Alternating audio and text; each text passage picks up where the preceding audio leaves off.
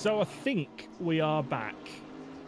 I, I hope we are. Anyway, I just obviously standard Twitch things. I just went to check that we are back live, and it just wants to give me a load of adverts instead.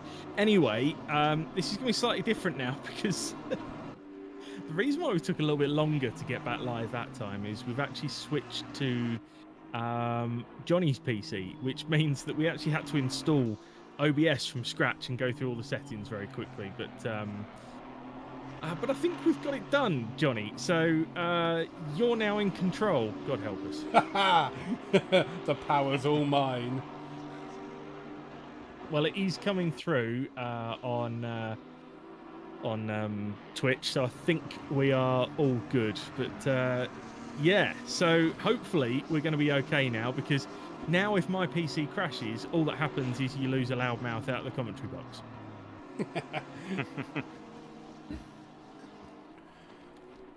So what we are seeing at the moment is qualifying still. Thankfully, we managed to get back in whilst qualifying was still off and running. So we are now into the GT3 action.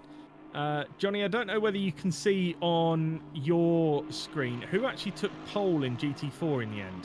So that went to a Mr. Jordan Woodley. They took pole in the Porsche. So they took pole by, 4/10 of a second in the GT4s. Nice job. So yeah, Woodley, Tomlinson, Healy, Holder, Hooter, and so on, so forth. At the moment, in GT3, it's Nuttall first, from Brett in second. And then, like I said earlier, I really should have checked the names before I got started. So who's in third, Johnny? So, very funny. An Audi. There you go. I think that's Lachinsky. Oh, very good. Very good. Yes. I'm getting better at these. So Zlachinsky in third, then Santon, Foldesi, Thorpe, Earl, Zildzovich, who was in the Next Level Racing Cup the other night, I think. Yep. And then Walters, Menzies, Dedoid, Thorpe, Banks, Foster, Ebert, Gibson, Jacobs, Austin. Oh my God, Austin's back. Kasbergen, Andor, Brinkman, Tramp, and Rickard is all I can see on my screen right now.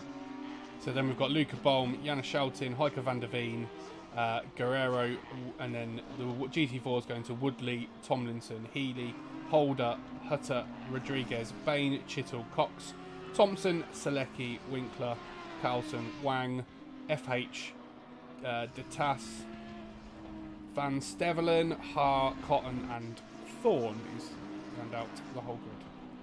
Very good. Nice mix of oNiD regulars and some newbies as well. So plenty to get our teeth stuck into tonight. So Will, we know that you've driven plenty of McLaren GT4. Have you ever had the chance to drive a GT3?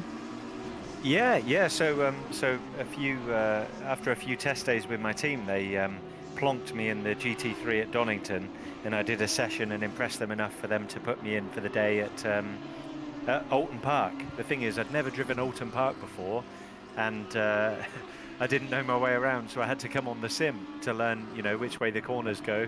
And it was pretty scary going out for the first full day in a GT3 at somewhere like Alton Park, in a car that's £500,000 with a new team. Luckily, no crashes, but I did manage to damage the floor, so that was a good 20 grand's worth of damage just from running wide. So these are very delicate machines, which I think is the beauty of the sim. You can abuse the car and you're not going to do any damage to it. Yeah.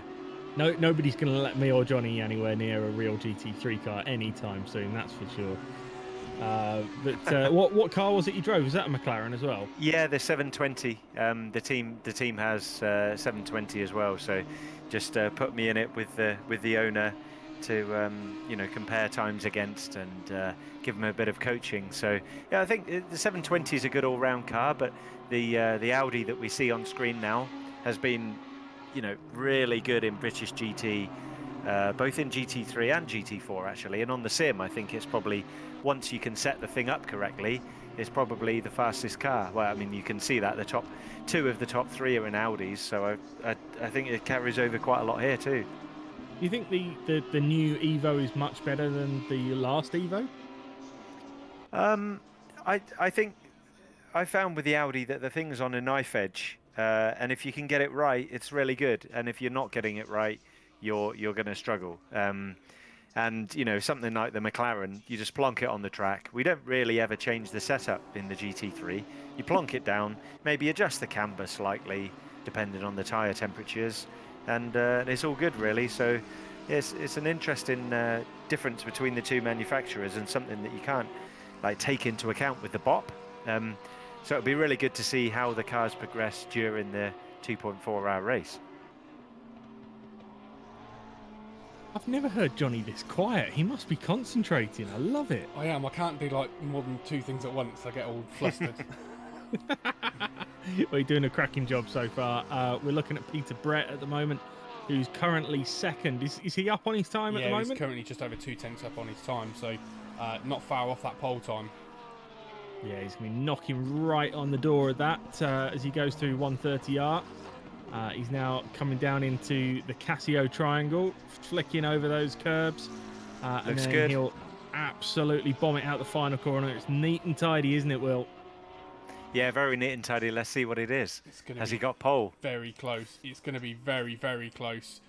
Oh, that is incredibly close. I bet he was wishing he'd, not drank that last bottle of Coke before going out, just to save a bit of weight there. But Nuttall's actually gone quicker in the end as well. He's put another 10th on him, so Nuttall was the last across the line. Yeah, it's looking pretty positive for those two, having a nice battle during the race. Nuttall and Brett separated by not a lot. Yeah, we've got a real mix of cars and drivers out there. Johnny, how many have we ended up with in the race? So across the 2 classes, we've ended up with 47 cars. Wow. That's a big grid. I think one of the skills of multi-class racing, both for the GT3 and GT4, is obviously for the GT3 overtaking well, but when you're in a GT4, being overtaken well is actually a skill on in itself. So I think it'll be interesting to see whether the guys that are quickest can take that racecraft over. And just interesting to see that the top, if it wasn't for that Aston in 6th place, the top 6 would be Porsche, Audi, Porsche. Audi, Porsche, Audi, Porsche, Audi, Porsche. So yeah. Oh, damn you, Thorpe, and mixing with our synchronicity there. Yeah, we've got to bop him for the next round, so he doesn't do that again. We've been looking to bop Martin for a long time, to be fair. But it seems that whatever we do, he manages to wiggle his way out of it. But look at that, Johnny. Look who's 7th. Steve Worrell. Incredible. Steve Worrell. So who's Steve driving with tonight? He's with the Earl of Ipswich, Mr. Earl, Jonathan Earl, I think he's with. So that's right, yes. The Earl of Ipswich. That tickles me every single time. Obviously Steve Worrell, the guy behind SGP, and nice to see him and the Earl of Ipswich racing with us tonight. If you are just joining us, then this is round 1 of the Jimmy Broadbent powered by oNiD 2.4-hour series. It is Suzuka in Japan for round 1, and these guys are about to go off on their formation lap. Johnny, there's one thing that I've forgotten to do before settling down for this race. I haven't grabbed myself a drink, so I'm going to grab my drink out of the fridge very quickly, and I shall be back. Okie dokie, leaving me to fill the gap. Oh, good God. Yes. We'll just talk awkwardly between ourselves, Johnny, while Adam heads off for his drink. Until the boss of the streams comes back. Yeah. So how did you, while they're on the formation lap, how did you start sim racing? What got you into sim racing? So I was up in Scotland visiting my auntie and saw a magazine, and it had this thing called Live for Speed on the front, and I thought, oh cool, what's that? So bought the magazine, tried the demo, and anyone that's old school enough to know Live for Speed will know that it's a fantastic sim, and probably still one of the best ever. So got playing that and just absolutely love it. And if anyone's listening that hasn't heard or played Live for Speed, I cannot recommend you strongly enough to go and buy it, because it really is awesome. Yeah, not one I've come across, so I'll definitely go and check it out. So did you then have, start building your rig at home, or did you buy bits and bobs? And was it over, did you build it over the years, or and how did you get in? Because did you race for? I might be wrong in saying this. Did you race for Jensen's team in sim racing? Yeah, that's right. Still in Team Rocket. Yeah, so it was fun over lockdown. Every evening going on playing with him. He was well into it. He was on more than the rest of us. But I had, I'm sure some viewers will remember the Logitech Wingman and the Logitech Momo steering wheels. I had those back in the day. I originally started with mouse. I was a mouse driver for quite a long time, which presented some challenges. So, like adjusting your lines to make up for the fact that you can't modulate the throttle is actually, I think, helped me quite a lot in real life, because the key to GT racing is who gets on the throttle first and can stay there. So, you have to V off all the corners. And I think when you compare fast drivers to slower ones, you see the lines they take are much more V'd off rather than like a geometric kind of Formula One style line. But as we're watching the warm-up lap, Johnny, I'm surprised at the some of the drivers aren't warming their brakes. You see number 2 there is the best way to warm your brakes in a GT car is accelerating and braking hard, and then that like goes through the wheel and into the tyre. So yeah, we've got the guy in 2nd and 3rd warming his brakes and tyres effectively, so it'd be good to see at turn 1 whether Nuttall can keep his lead. Yeah, I know. Chinsky almost did a Johnny there, didn't he? He did. I was just I know some people on ACC like to drag their brakes. Is that something? Is a sim thing, or is that where they just hold the brake and do a bit of accelerating and they kind of drag them to get the heat into them? Is that a sim thing, or is that a real life trick, or? So I do it in real life, and I don't know if my engineers, if they knew, would shout at me. But I learnt it in the sim and then thought, well, if it works here, it must work in real life. So that, yeah, it is something I do.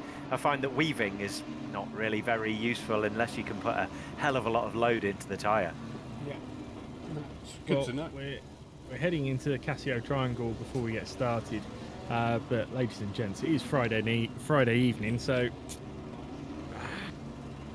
nice ice cold one to get us through a 2-hour 24-minute race here at Suzuka. It's Nuttall, Brett, Zlaczynski, Santon, Walters and Thorpe is your top 6, early starting in the SGP car in 7th place. We're waiting for the green light as they come across the grid now. We'll stay on helicam, or as I famously called it once, helmet cam, so that we can see as much of the action into turn 1 as possible, and then we'll let things settle down and try and pick out the battles through the field. But here we go, we are about to go racing, and we are green now. Pretty even start between Nuttall and Brett out front, but Nuttall has the inside line. Brett will try and go all the way around the outside, and he's really sent it. What a move that is! Around the outside at T1 and T2. Can he hold it? Yes, he can. And he now gets the inside line into the next corner. What a start that was, Will. Yeah, I think exactly as I said. I don't think the pole man had warmed his tyres up enough, so Brett could just run straight round the outside of him. Well, he certainly had the grip to go all the way round the outside, but great racing from the pair of them. Johnny, is it looking fairly clean through the field? Any yellow flags flying up your way? I've only seen one or two yellow flags come up with a couple of guys at the back. Oh, as you can see, one there, though. Wow, into the wall. Got too happy on the accelerator while still on the grass there. But it looks fairly clean, I must say, throughout the back. Excellent stuff. Well, the pack just settling itself down. We're looking at Mikolaj Zlaczynski, and if I have just completely butchered your name, then my humble apologies, and feel free to DM me and tell me how to pronounce it correctly. Not that I can guarantee that will necessarily help me, but Brett leads from Nuttall, then Zlaczynski, Santon, Walters and Thorpe. So pretty much even Stevens at the beginning from the start, except that switch right at the front. There is a bit more of a battle slightly further back, though. This is Martin Thorpe, actually now down in 7th, looking to find a way back past that McLaren. I can only assume that Zildzovic that he is alongside as they come into 130R. This will be a brave move round the outside, but he gets it done, runs a touch wide. There's another car off in front. Which one of the Audis is that? Is that Walters? It is Walters, yeah. Walters is off there. Fairly not an easy place to rejoin. We've got another car off as well. It's another Audi. Oh no, it's an NSX, I think. So that must be Doid. It's Andy Thorpe. It's Skid Solo Racing, so the two Andys, Andy Hearn and Andy Thorpe in that one. We're now having to wait a very long time for the entirety of the GT4 field to come through. This is painful. Every single second is sitting there waiting. I know how painful it is because I had to do the same at Hungaroring last night to wait for the entire field to come through. But never mind. Martin Tomlinson is your current leader in GT4 in the 42 AMG Merc, and as we know, Johnny, that is the car to beat in GT4, isn't it? Yeah, at the minute that certain tracks, that AMG is incredible. It can really attack the curbs. It's really very quick. I'm looking forward to actually getting in it on a Tuesday night. Of course, yes, and I'm looking forward to commentating on that. So yeah, we've got Holder and Hooter in 25th and 26th, which is 2nd and 3rd in class. And then you've got Cox. Now, Janis Schoutin has got himself in and amongst the GT4s, so he's got some tricky work to pick his way back through early doors. And Schoutin for the first time in a Bentley, Johnny. I've trained them all well. No, there's a reason he's in the Bentley, and it's because his teammate is WVO. The king of Bentley. The king of Bentley. Yeah, the one who dragged me to the oNiD 2.4 Am Championship last time out. Yeah, you did about 2 laps each race. And, that's all it was needed. Yeah, it's a bit like somebody who wins a medal for winning the Champions League final when they haven't even come off the bench. It's kind of the same as that. But Brett continues to lead by just over a second from Nuttall. Now, Will, have you ever done an endurance race in real life? So karting wise, yes, but in a car, no. And looking at doing Asian Le Mans later this year and next year, so that'll be a good that'd be a baptism of fire, really, I think. But yeah, obviously done a fair bit of endurance stuff on the sim, and yeah, I mean it's just a case of having a measured start and keeping it close to the leaders, and not defending too much, I think, is key, because you're just going to cost everyone time. So I don't think everyone will be too aggressive. Well, I say that after the first few corners that we saw. Maybe I was wrong there, but yeah, it's going to be interesting to see how this plays out. If you were Brett out front right now, what would you be doing? Just looking after your car as much as possible and keeping a fairly steady gap back to second, or would you be gunning it and trying to extend a bit of a gap? I think whilst we all want to look cool and pull a massive gap at the start, I think Brett, Brett, isn't it? Would be thinking about his tyres, because going a couple of tenths slower a lap now will pay dividends more towards the end of the stint, depending on how long they can stretch the fuel. Then he could think about a bit of fuel saving. But I think maybe at the start of the race, the first few laps, you want to kind of break your opponent in second place, make them realise that they're not going to catch you, and then you can kind of cruise around and control the race. Well, second is the gap at the moment. It's staying pretty consistent out front, even if it has just come down by half a tenth. That's neither here nor there. Different parts of the track where the different cars will have their strengths and weaknesses. But yeah, Brett doing a good, solid job out front at the moment. Just looking to maintain that lead. We're riding on board now with John Banks as he comes down into the Casio Triangle. He's currently 13th overall, and that is also 13th in class because he's in the GT3s, and has got himself a bit of a gap to Forzal Alim in front of him and Ebert behind, but a nice little train going on here And is this the kind of place, Will, that you would just kind of settle into a rhythm in and amongst the train and then see what happens? Yeah, I think it depend a lot on his pace. I think at the start you wouldn't want to battle too much, but it's really interesting to see that he was in between two BMWs. Not long ago, the BMW, the whole grid was BMWs, and now the top one is what, 8th, is it? So does anyone know if they've been bopped a bit or? Certainly did get a little bit of a bop quite early on, but then they seem to have fluctuated in pace since then. But Johnny, you've just started driving the BMW just recently, as we see Heike van der Veen getting his way back through a couple of GT4 cars after what must have been a tricky start for the RacingStronger.com Lexus. But Johnny, you can probably tell Will a little bit about how the BMW is now. It's incredible on the brakes, but since it got released and it was the most OP car, everyone was driving it. It was just ridiculously quick. But they have bopped it. It really struggles in a straight line compared to things like the Lexus and the NSX. But when it comes to braking, I thought the Bentley was good on the brakes. The M4 is. I'm having to relearn all my braking points because it's just. If you want to brake, yes. It just stops. It just stops. It's incredible. I've really enjoyed driving it recently and learning it. Fantastic development this is. It is a very, very cool car, and it looks nice as well.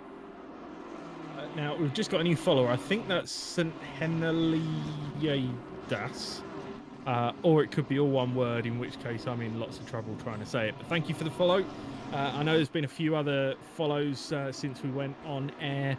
On one of the 3 or 4 occasions that we've tried to get up and running this evening, but it looks like we are here. Fantastic development this is now. Rare player with the follow as well, so thank you for these. Don't forget, of course, you can always subscribe to the channel as well if you want to support oNiD Racing. Fantastic development And of course, this is Jimmy Broadbent powered by oNiD as well, as we get Seanva following as well. So if you haven't hit that follow button before, do it now. It seems like now is the right time to do it. To get us up and running. Fantastic development this is. Oh, and Mad Shad 77 does it as well. So thank you for all of these follows. You are watching round 1 here, but Nuttall's got himself a lot closer to Brett now. So that gap has really come down. So Nuttall has actually passed Brett as well, because Peter Brett's now in 2nd. So I don't know what's happened, but Nuttall has got past him. Might be worth, Johnny, whether I don't know if you can see the replay button on. Yeah, he's found it. So yeah, here it goes then up into. It looks like the move's already done here. Brett's in. Of course it is. Yes. Yeah. Sorry. Yep. So we've just. I'm so used to being in control. I've got this for a nice 30 seconds now, so do a filler. Phil Mitchell. Phil the Power Taylor. Phil. Can't think of any other famous Phils. Are there any? McCracken. Who? Oh yes. Just got it. Yeah, very good. Yeah. So we just see a GT. Is that a GT4 McLaren just spun in the background? I think it is. It must have been a late entry because I didn't see any GT4 McLarens on the grid, but we do have one. And Zachary Cotton representing you well there, Will. Well, yeah, I mean, at least he's top McLaren in the race. So, every day's a bonus. Could be worse. Yeah, indeed. Now, Johnny, there is no pit window, right? So we've actually got one car in the pits already. Yeah, it looks like we've had a couple in. We've had Tuck Gibson's been in, John Walters has been in, and Jana Schelting's in at the minute. I'm assuming they're getting damage fixed early doors. But yeah, these guys have just got to do, within the 2.5 hours, they've just got to do 3 mandatory pit stops for tyres. So yeah, it's up to them. Open strategy. I prefer it that way. I think some people can come up with some great strategy ideas and when to stop, and it can really, as it gets through the race, it can really mix the grid up a bit as well. Certainly can. Now I've just just noticed that I haven't been keeping my eyes on the chat. How dare I? But OTL Mr. Fish is here, Johnny. Now, do you think he's being nice about me or not? Mr. Fish is very rarely nice about anyone, so...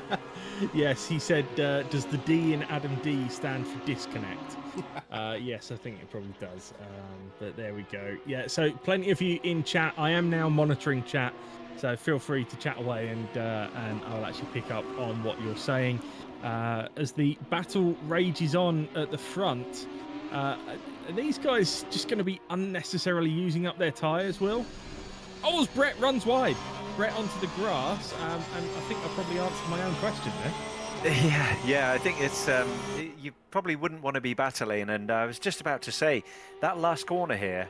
If you hit the curb wrong, we've seen a few spinners there. I think that McLaren hit the curb wrong. Sometimes the curbs in ACC can be a bit random number generator, and I wonder if it's going to catch out any of the leaders.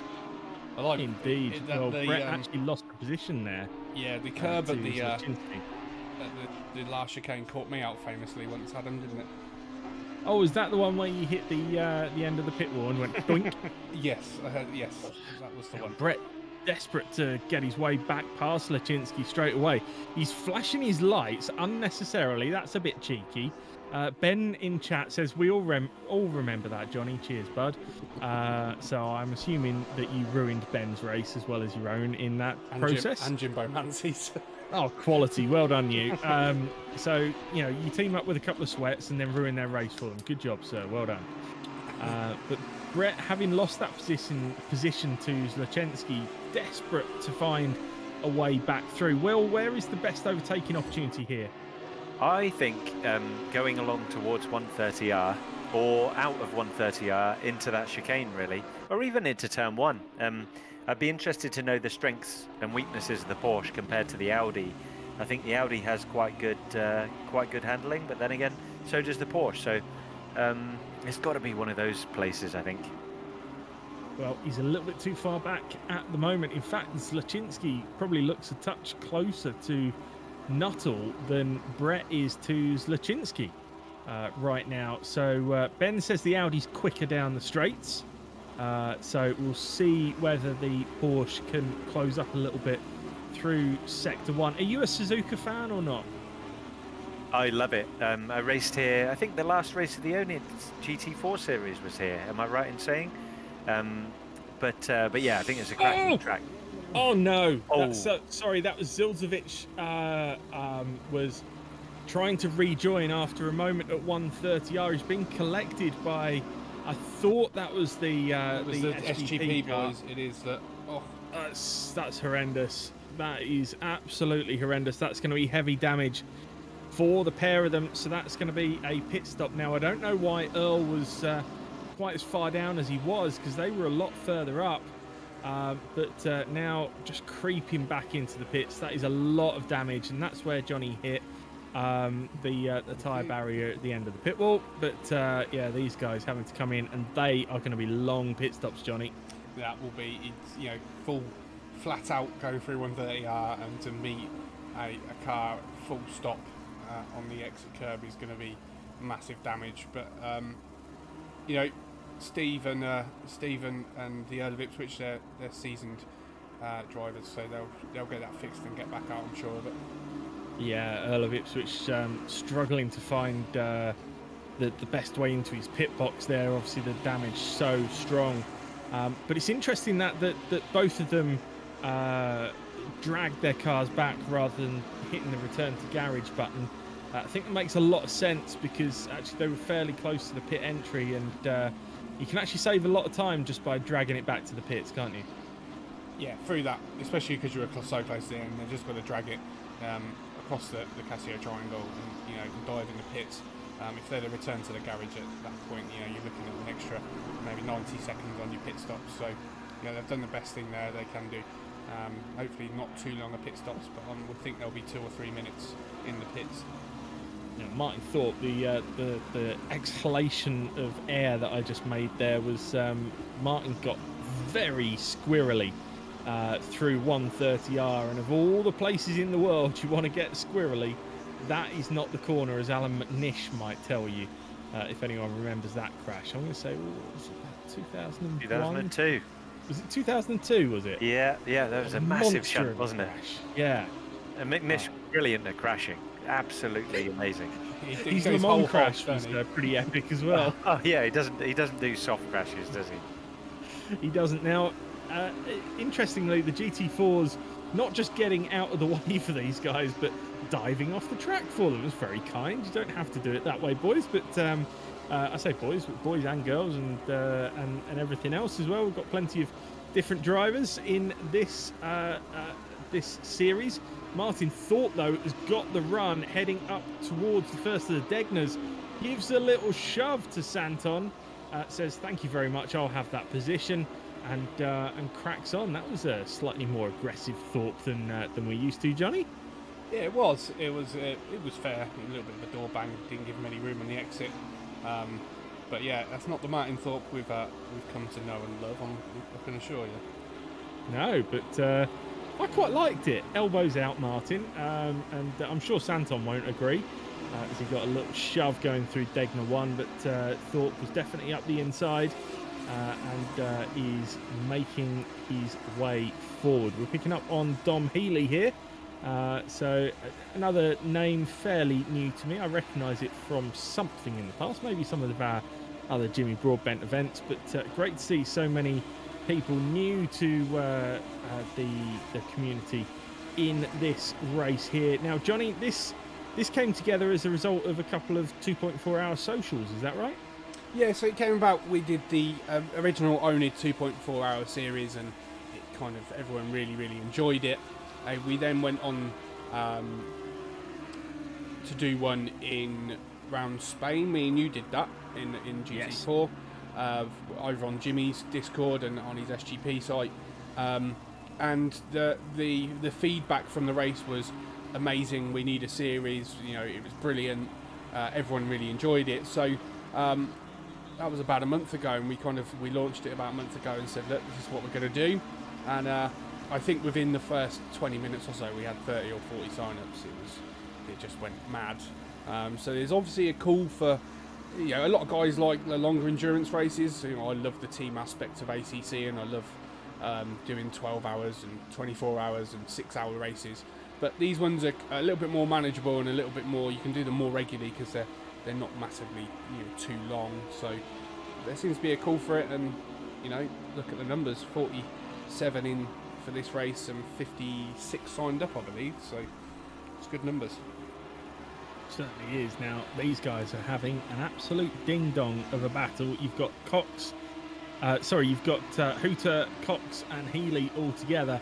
But again, just the cars yo-yoing the gaps as they get into different parts of the track where they're stronger and weaker. And look at that. That's the race leader up behind them.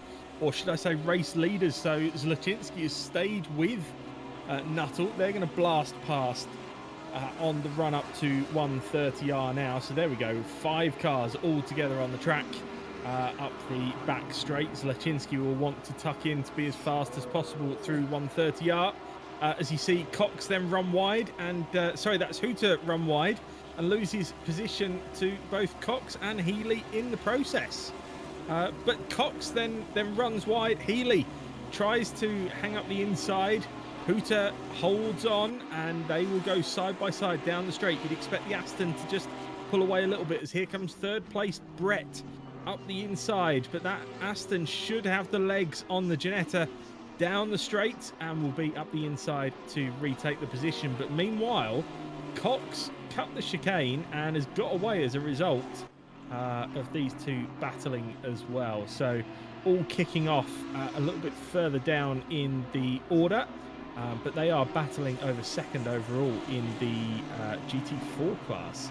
So Tomlinson getting away at the front, and then it's Cox and Hooter and Healy and Bain. Meanwhile, we pick up on a GT3 battle here. It's Peter Kasbergen and Bolm. So they now go side by side. They're not too far behind Brinkman in the McLaren GT3 as well, but all of them in and amongst a bunch of GT4s, trying to find a way through. And Will, this is where it gets really tricky in multi-class. Yeah, I was going to say, I think, now the leaders have caught up to the GT4s that are having their own battles as we see someone running off there. This is when, racecraft comes into it a bit more than pure pace like qualifying. And of course now it will be a constant stream of overtaking GT4s. So it's going to be, it's going to be hectic for the next 2 hours. Johnny, what's happened to Dave Zalecki? He's in chat. I don't know. He's in the pits. I don't know what's gone on. Whether he's got a bit of a shunt. I don't think. Well, I'm assuming so because in chat he said absolutely fuming and dropped some emojis of a banhammer.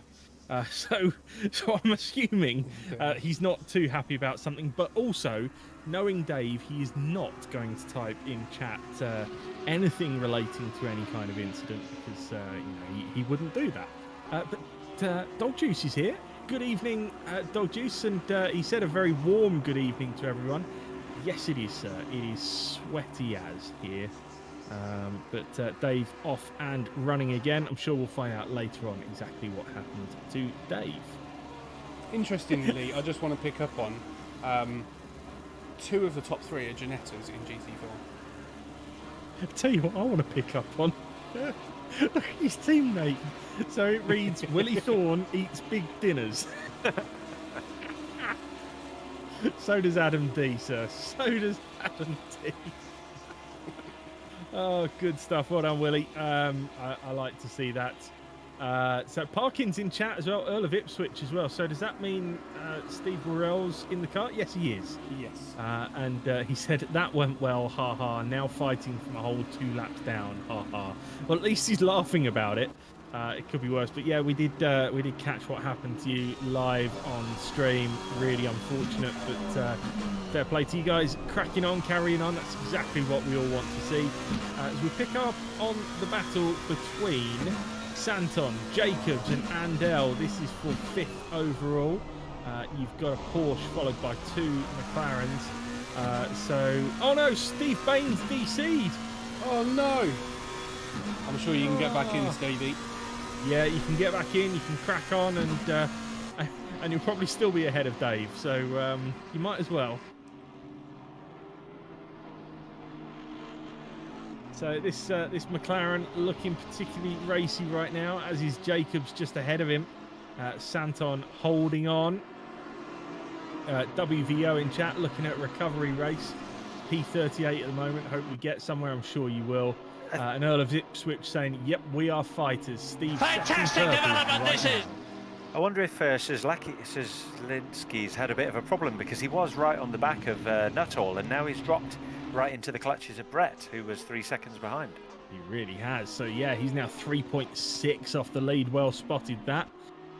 So yeah, either some kind of situation getting through the traffic maybe, or who knows. But thank you to our latest follower as well. I didn't quite catch your name there, but thank you very much and welcome along to oNiD. Steve Baines waiting in the pits. Fantastic development this is. I had no track warnings, so that makes a change for you. Tom Watts is our latest follower, so good evening to you as well, as Zlaczynski runs very wide and Brett squeezes through. I thought that was going to end in disaster, Johnny.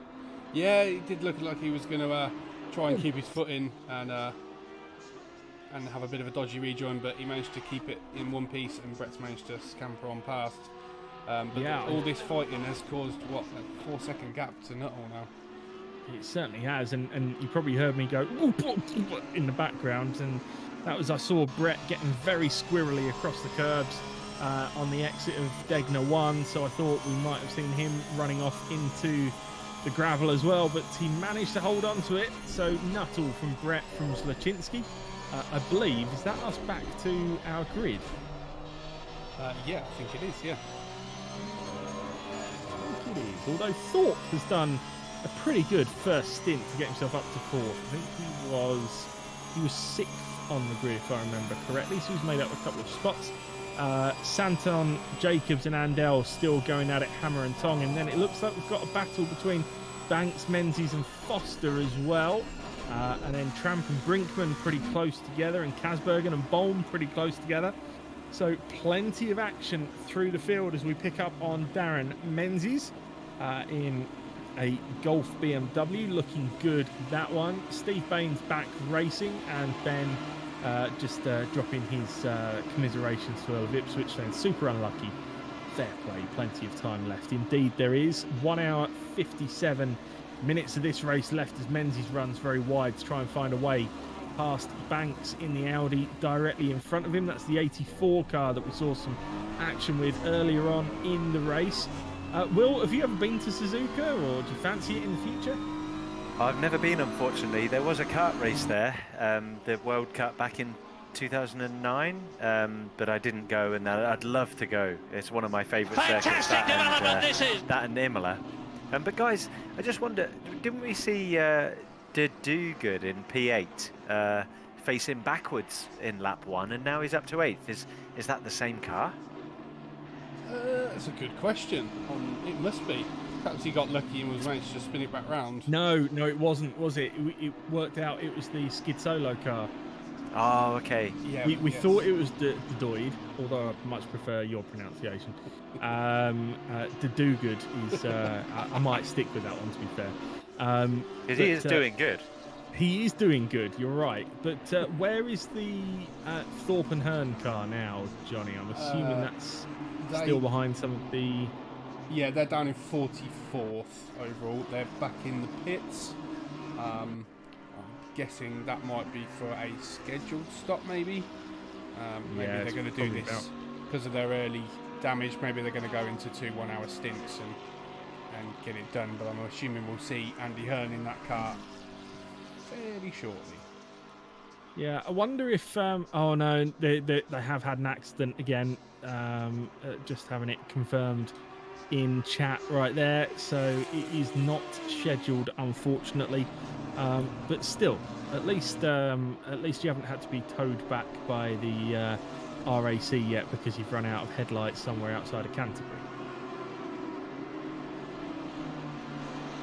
Do you not remember that, Johnny? No. Their trip back. Oh no, you weren't doing the podcast I'm banned record from this the week, were you? podcast. Yeah, they... Well, Ben says excellent podcast reference. So there you go. For those of you who haven't heard our podcast before, we have the oNiD Arms Pit Lane Motorsport podcast. Is a general chat about all things real-life motorsport. So we tend to do it the Monday after a Grand Prix. So we'll be recording again this coming Monday. But the second half of this week's show, which is available on Apple Podcasts and Spotify and Google Podcasts and Amazon and all that kind of stuff.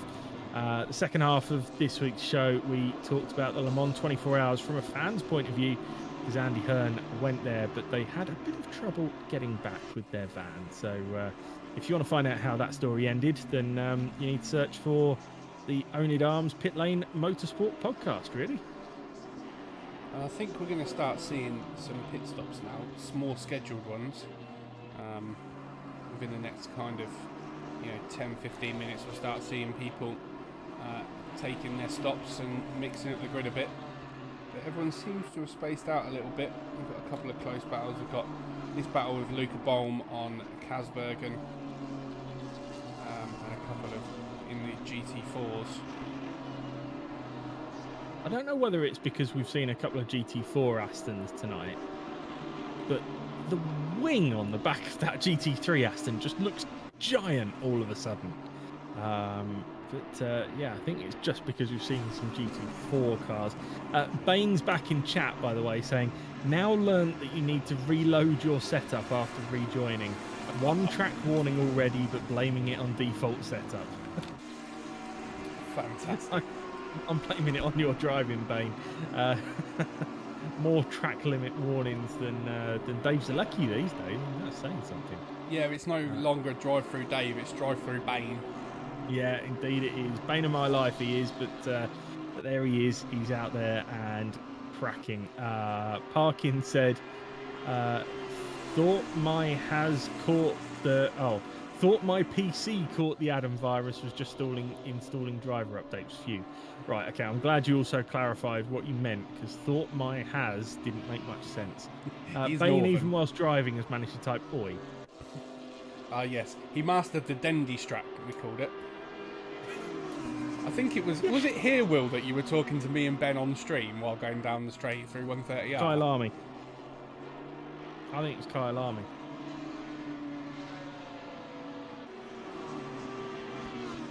Will run off for a wee.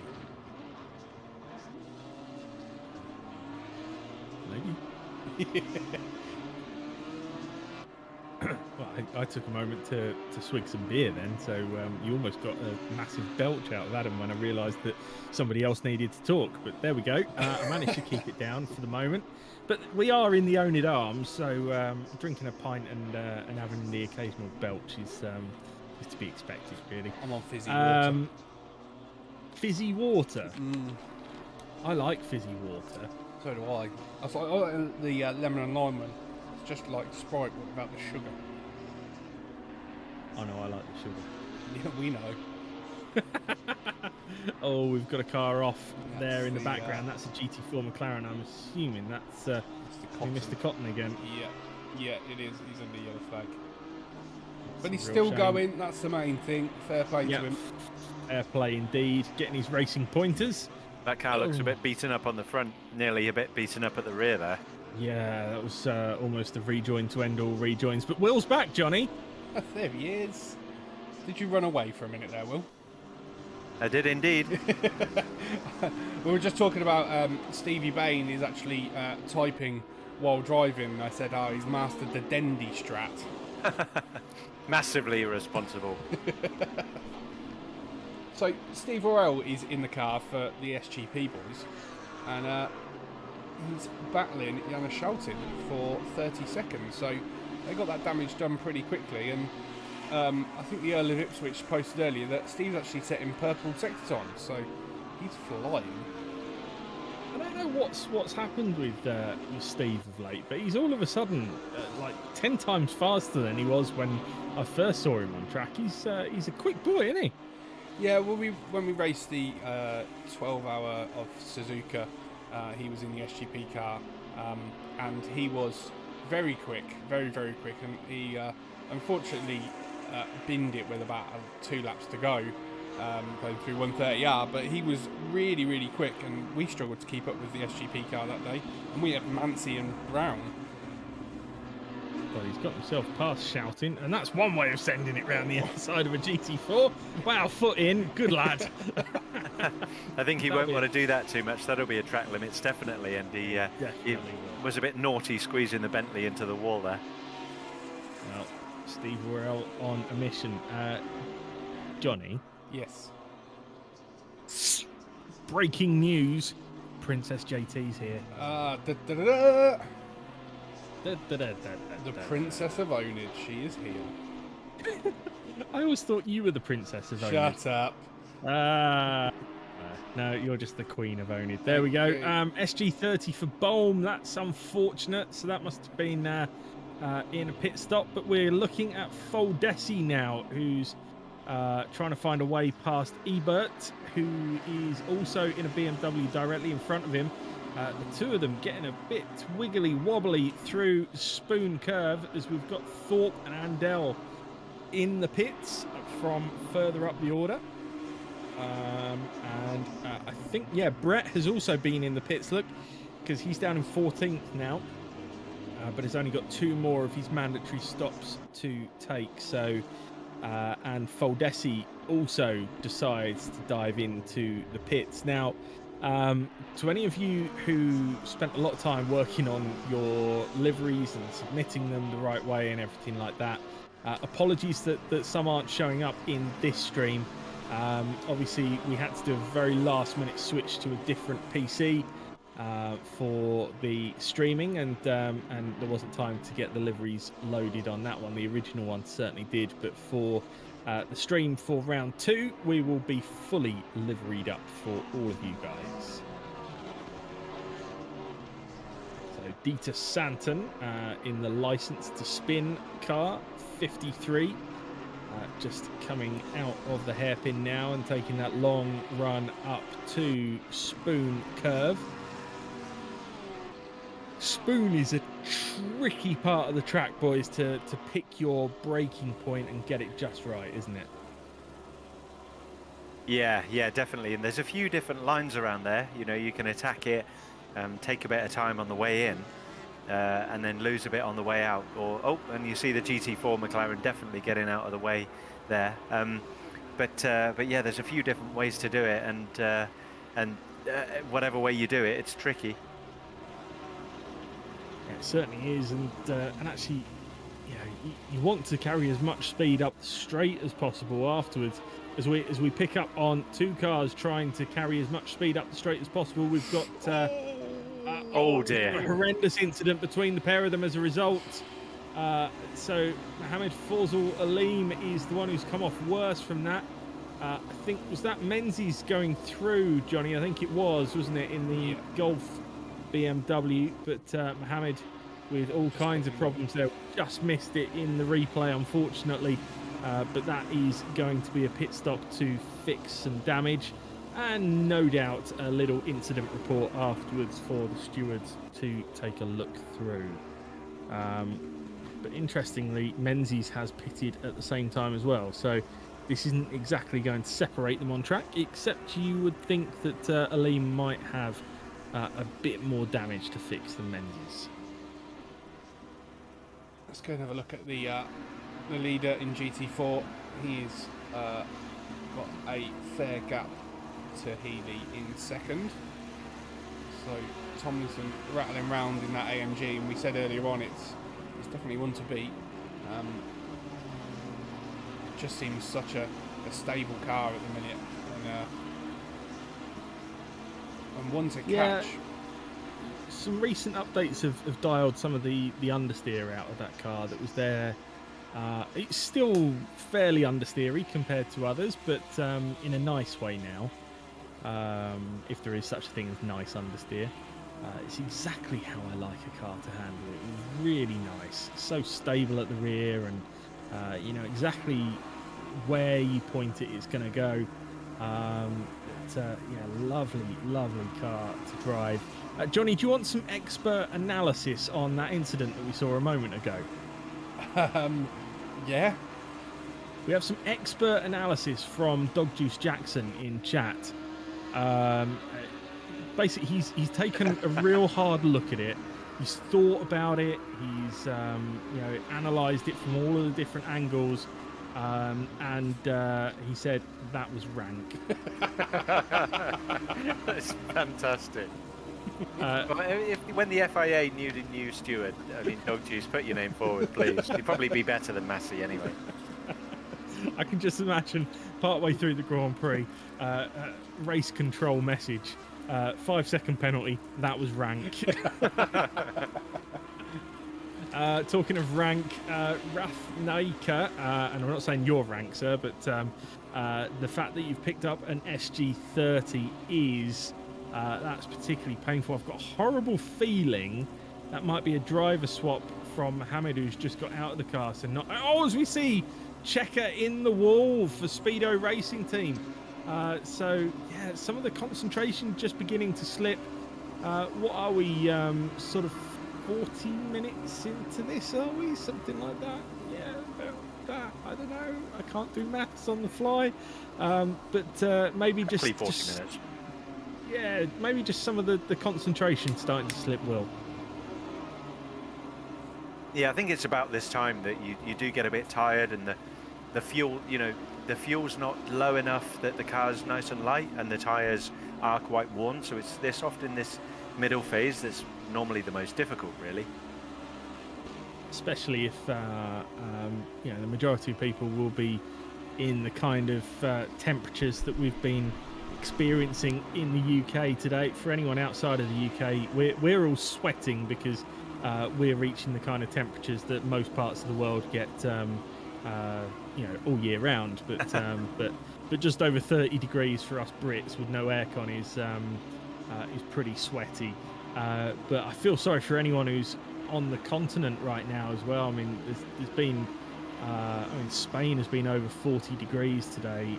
So yeah, I think a lot of people might be suffering with the heat as well, depending on where they're racing from. How hot does it get inside the cockpit of a real car? Well, I was about to say, Adam, that it's a hell of a lot warmer in the rig than it is in a real car, actually. So Really? weirdly, in the GT4 McLaren, you get the most engine power when the AC is on full.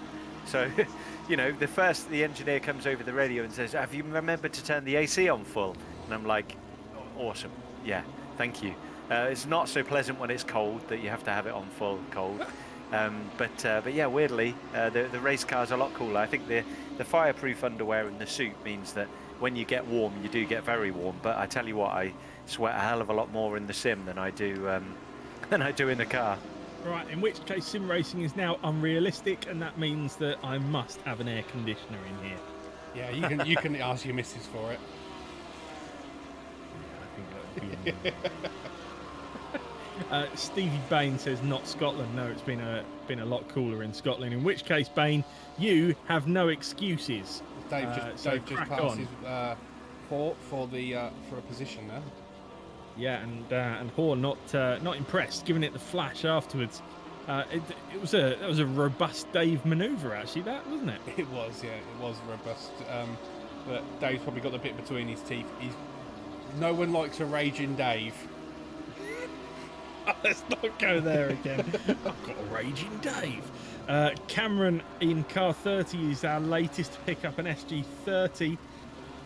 So the penalties coming thick and fast, unfortunately for the cars out there.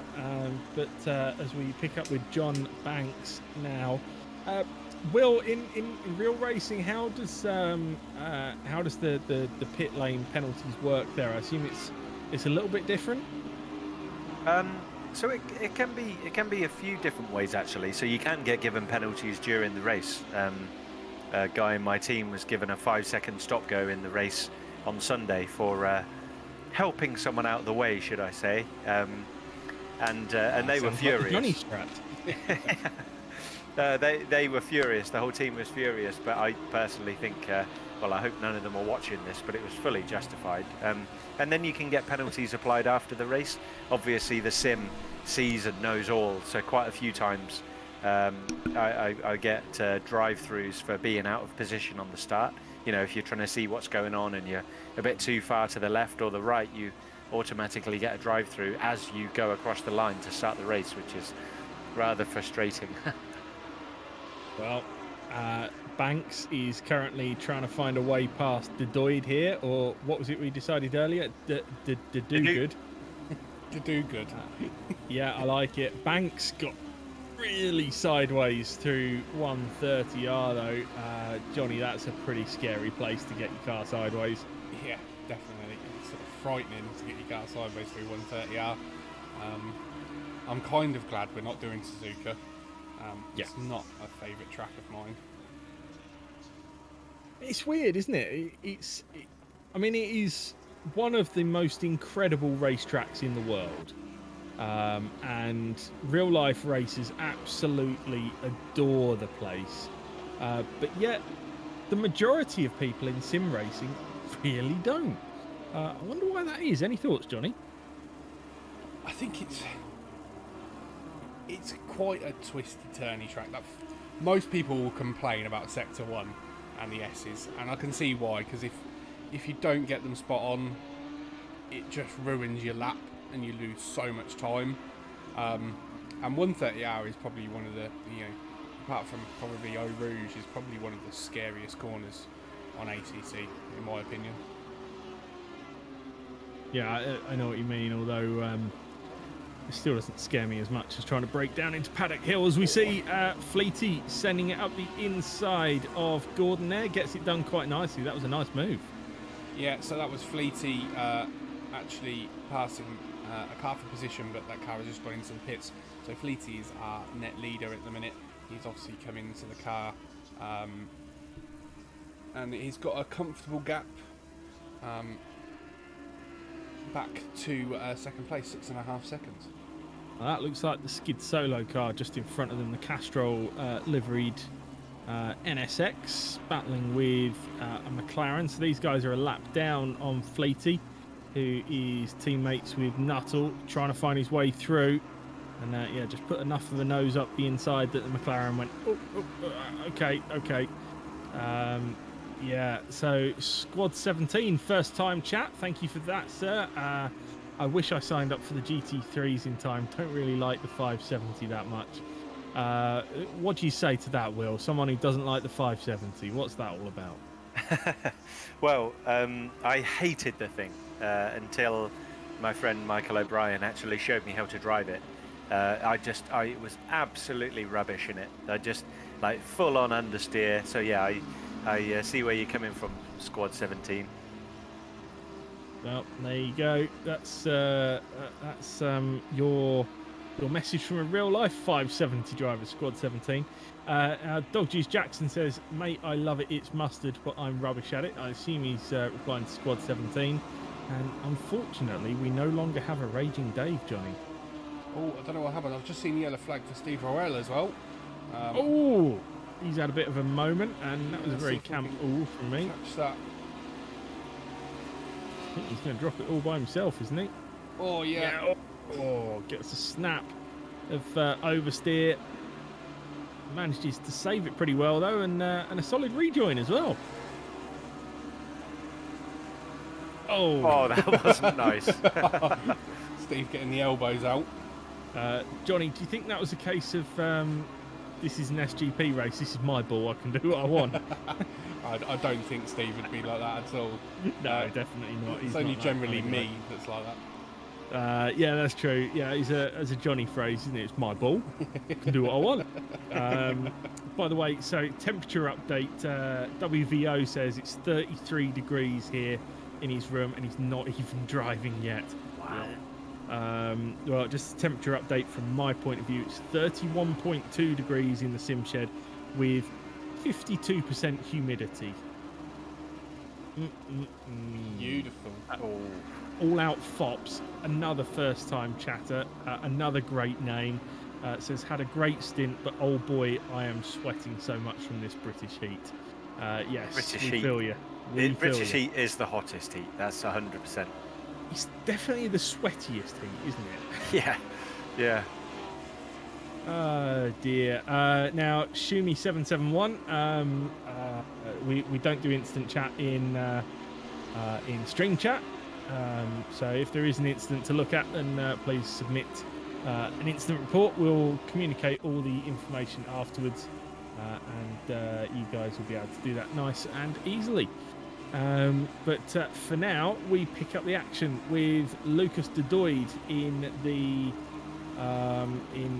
NSX, trying to find his way a little bit further upfield. In fact, he's just lost a position to Banks in the Audi in front of him.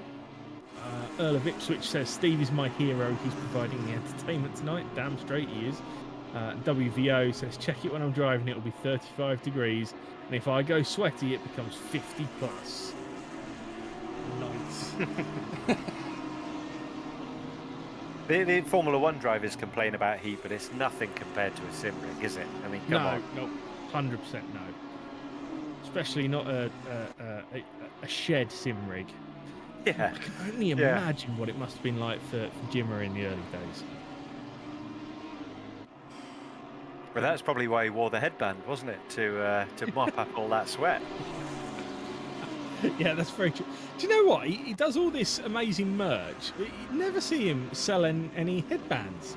Come on, Jimmy, get some headbands in your shop. I'd have one of those because, I get the old sweat drip down from the old bald egg, which everyone saw on Tuesday night or whenever it was. Yeah. I think you need to get royalties from those sales, Adam. That's a brilliant idea. Do you know what? I might actually, forget Jimmy. There's going to be some sim stuff sweatbands soon. Earl of Ipswich says, "Who's Jimmy?" and then Wish Jimmer turns up and says, "Me." Jimbo Mancy's here. Good evening, sir. Hello, welcome to the stream for the evening. So Jimbo's obviously obviously finished whatever he was doing for the day. He's probably sat drunk in his living room or something. And Earl of Ipswich says, the only Jimmy I know. Indeed, it's the only Jimmy we have to put up with on a daily basis, unfortunately. I'm talking about Jimbo Mancy here, not Broadbent, by the way. So, just looking down the order at the moment, it's Fleety from Zlachinsky, Jacobs, Cox, Skip, Giroud, Banks. I've just realised there's been driver changes, so I've got whole new names to deal with now. De Doid, Foldesi, Ebert, Beekles, Brinkman, Gordon, Kasbergen, Tramp, Walters, Checker, Rathnaker, Worrell, Shoutin, Van der Veen, Bohm, and Zildzovic is your top 23. Jimbo says, hello, hope all is going well, just driving home. And he said, well, Joe is, and I'm sober. Anyway, Nuttall is a sweat and is all I came to say. Well, there we go. Welcome and goodbye. I think actually, whatever Brett was talking about, as we see a car go off in the Car background. in the wall. Yeah. I think we lost Peter Brett out of the battle as well, so there must have been an incident earlier on, so we have actually lost Peter Brett from the lead battle. Is he still in the race? Is the car still in the race? Not that I can see, no. Real shame. So we have lost a few cars in this one already, unfortunately. That's a real shame. Yeah, he's just confirmed he had 4 minutes of damage. And Dog Juice is suggesting that it was unfair of me to assume that Jimbo Manty was drunk. It's his day off on a Friday, and it's been hot and sunny, and he lives in Essex. You know, you put 1, 2, and 3 together, and you normally get drunk. But there you go. He's probably off out for a night in Las Vegas. Well, yeah, he doesn't live that far away from Las Vegas, I don't think, actually. Yeah, whereabouts are you from then, Will? I'm from Northampton, but living now in a place called Shennington, which is there's a kart track about half a mile from my house, which is lovely. I used to race it when I was younger, so yeah, love this village. Nice, another one from the Northampton Massive. There you go. God, that was a bit 90s, wasn't it? Referring to it as the Northampton Massive. Yeah. So Earl of Ipswich saying, "Big up the Essex gang. Love me some Las Vegas." No. Everyone knows Las Vegas. Yeah, unfortunately. Wow, Princess JT used to go to Las Vegas, so it must be all right. God, they're all coming out of the woodwork now. Yeah, exactly. The Las Vegas fans are in there. Now, for anyone who's outside of the UK, Las Vegas is the UK's equivalent to Las Vegas in every way apart from none. So it is nothing like Las Vegas. It is an absolute dump. Oh, DJ says Essex people are more refined. Is DJ from Essex? Well, I would say so by his accent when we chat to him quite a lot. Yeah. DJ, you've got to tell us where you're from now, brother. That was a good impression. I like that. What do you mean an impression? I'm from Essex. Yeah, but you don't sound Are you like really? it. Yeah, I'm from Essex originally. I was born and bred in Chelmsford.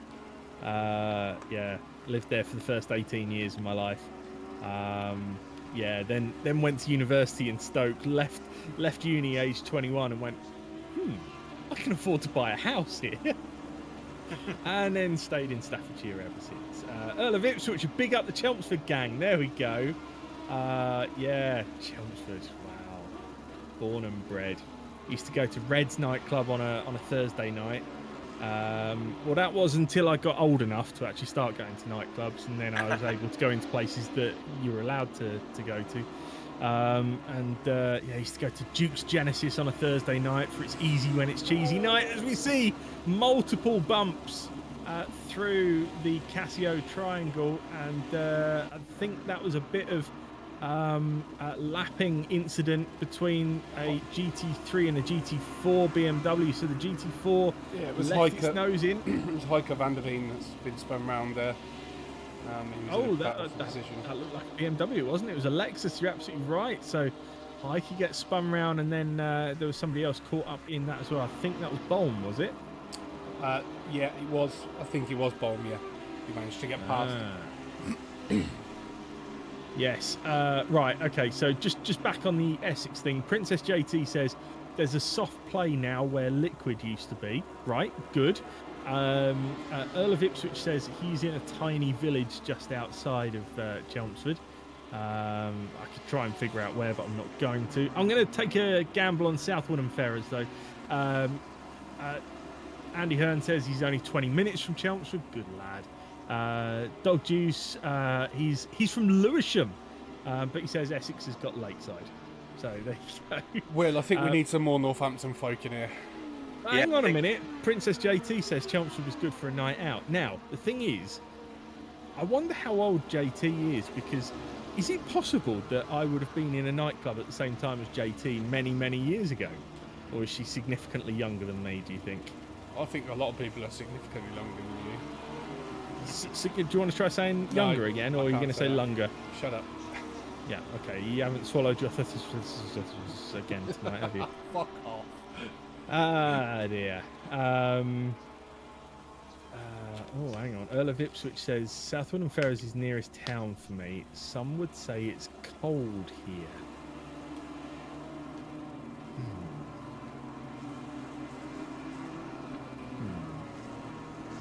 Come on, where's my Northampton folk? Come on, hit up the stream, people. Yeah, they're all in the commentary box. They're not. We've got Ben, we've got Dave. Dan Hyde. There's Ben. Dan Hyde. Yeah, there he is, Northampton folk. Whoop whoop. Oh, Cold Norton, of course. Right, that's where he's from. 50p. I love you, Will. That's just made my day. I'm so glad you know 50p, Lil. Oh my god. I'm not going to go into the story of 50p, Lil. It's definitely an off-air story. Google it. We'll look forward to that one sometime then. Oh dear. JT doesn't think she's much. JT doesn't think she's much younger than me. I think you probably are, JT. Dog G says back in the day you could get cold ice cream from an actual what? Cold ice? It's not really hot ice cream, is it? What? Do you understand what he's saying there? No. Oh, do you see Steve Worrell giving a bumpy to? Is that? No, it's not Casbergen in front of him, is it? It's that looks like a McLaren. So is that Checker in front of him now, or is he trying to unlap himself from somebody maybe? But yeah, like giving that unlapping himself. Yeah, giving that car a couple of little bumps through there. Yeah, he's trying to unlap himself apparently. So yeah, Steve on the aggression tonight. Andy Hearn says night out in Dukes, but that might be my age. Yes, Andy. Yes, Andy. Duke's Genesis. That was. I can't believe it's been demolished now. What a place that was. Yeah, sticky floors and everything. Brilliant. Plenty of stories of Dukes, but you can imagine that, right? A nightclub in Essex. There's going to be plenty of stories from there. None of which can be shared on here. Yes, Will. Let's go time and envy. Look, we gotta equalise this chat here, haven't we? We need some Northampton-based nostalgia. Hang on, there was a time in envy in Romford as well. Really? It was a chain, was it? Oh, it must have been a chain. And then it turned into no. when I was at uni, it was Lava Ignite. Yeah. Used to bang out some nights in Lava Ignite. Lager and a fight. Lager and a fight. Yeah. I was usually doing the fighting. Oh dear. Earl of Ipswich saying Dukes was the one as well. Wouldn't it be amazing if it turned out that at some point in the past, me, JT, Andy Hearn and Earl of Ipswich were all in the same nightclub at the same time? Just going back to the race, I think that Thank is you. Worrell, who's just had to come together with Casberg, and that was for position, and he has been put in the wall. That is really unfortunate. He was catching up, and he got on the inside of Kasbergen, and oh dear. He was ahead, wasn't he? Yeah. It's, unfortunate for him, he's going to have huge damage from that. yeah, and he's going to lose no end of time going down towards 130R as well. It looks quite a badly damaged Porsche, and definitely not a good night for Steve and the SGP lads. No, drive through for Tramp as well. So that's unfortunate. And again, if I am absolutely murdering the pronunciation of your names, then please let me know. I certainly wouldn't want to be getting those wrong. JT used to go to time in Romford as well. JT's been everywhere in terms of night. Steady. Well, no, I clarified what I was Come saying on, there. yeah, you can't be saying that about the princess. No, I didn't mean it like that, which is why I had to clarify it very quickly. I apologise, JT. She says ha-ha in chat, so I think I'm okay. Let's get back to the race before I offend anyone else. That was Giraud just getting past De Doid as we saw De Doid off track a moment ago. So Giraud is now up to 7th. And oh look, you've got some Northampton chat now. The Grosvenor Grosvenor Centre. God dear. Northampton. We used to have some good nights in Northampton. So pop down the old bank, and what was the one on the lounge? We had Legends as well. Oh yeah, Balloon Bar, NBs. Balloon Bar and MB. Many a time, me and Ben have been sat out the back of MBs until God knows what time in the morning, smoking ourselves to death and drinking whiskey. And I guess you guys remember the bus station. Everyone will know the bus station, the bus whether you're from station, Northampton man. or not. Oh, man, that place stank. Oh, it was the worst, wasn't it? Yes, it was. You should have seen the old Stoke bus station. They actually used it for no word of a lie. Just after it closed, they used it for filming a end of the world apocalyptic film. Yeah, I can't remember what film it was. Claire watched it and it was terrible. But yeah, it's just absolutely horrendous place. But it's gone now. Ben says falling down those stairs. Yes. Is that you or him or both? No, the stairs in MBs down to the toilets were you used to take your life in your own hands as you went down there, and then you had the we've got a car in the middle of the road there. I don't know who that is. Yellow flag is out. Is that Mr. Cotton again? I think he's not having a good time in Will's McLaren GT4 even. Look after it for me, please, Mr. Cotton. I hope that's not the one that you're planning to race next time. Well, mine's set on fire on Sunday, so I'll take Mr. Cotton's over mine. With you in it? I just got out after qualifying, and then someone said to me, "Well, should your car be on fire?" I was like, "Well, no, obviously not." Should your car be on fire? No, I don't think the manual says that that's okay. But it is a McLaren, so probably it is a design feature of those, I think. Will, speaking of great places in Northampton to go, did you ever used to go to Edwards? Edwards, where was that? So, do you know where O'Neill's is at the top of the drapery? Oh, now? yeah. You used to have Edwards down below, and you used to have Reflex Bar at the top, and it was an 80s bar. Oh, yeah, I remember.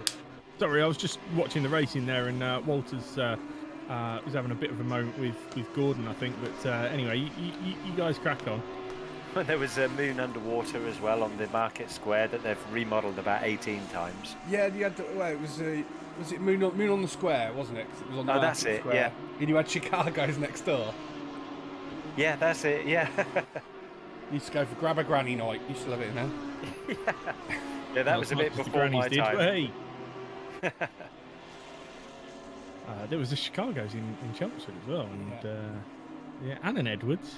So we've got someone cheering at car 21 on, so let's go and find car 21. With a go, and thanks for the first time chat, GSA619. If you haven't hit the follow button before now, do it now. And if you do, it deafens me in my left ear, so yeah. Yes, And we want Johnny to have no left ear by the end of Fantastic tonight. development this is. Oh, there we go. There we go. How's your left ear? Yeah, sore. Yeah. I knew that was loud because I can't hear any of the cars, but I can hear that, which must be through your headphones. Yeah, that's how loud it is. Yeah, good job. Well, thank you, GSA 619. I'm loving your work there.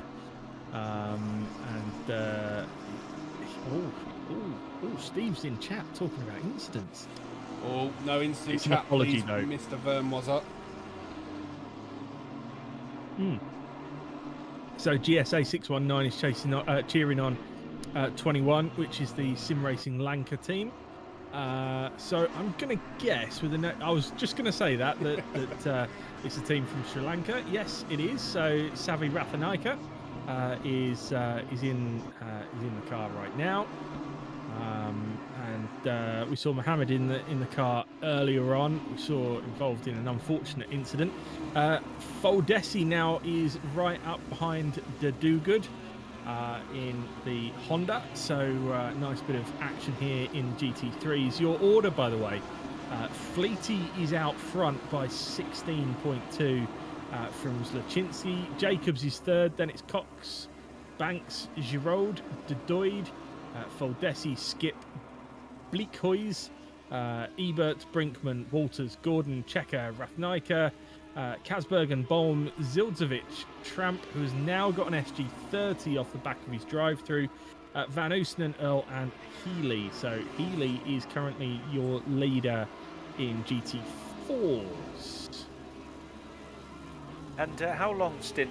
What's the sort of rules on driver changes? Is it 3 stops or? So it's 3 stops for mandatory 3 stops, and they all have to change tyres at them 3 stops. But there's nothing on driver swaps because we have got some guys that are doing it on their own, and we've got some guys that are doing it as a part of a team. So, and there's no real driver stint time either. So it's really just open setup. You can do as much as you want, get that strategy sorted, and I think most people will go for roughly, I think it's about 38 minutes, something like that, if you split it up equally into your stops. I think that's really good because then at least it gives you the, you can work a bit of strategy.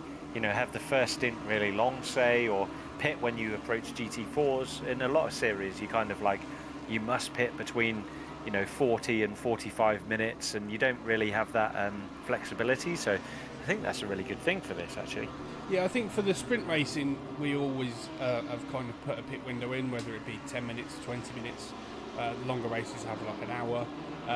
But for endurance races, I think because it's such a long race as well, you kind of want to leave it up to, if you have an early incident, there's nothing better than going in and getting rid of one of your mandatory stops.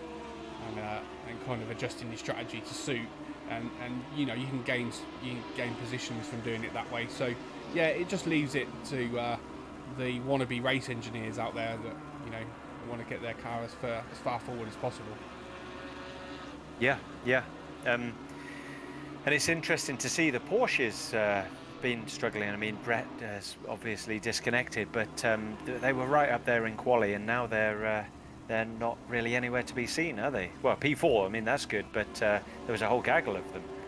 Yeah, there was quite a few.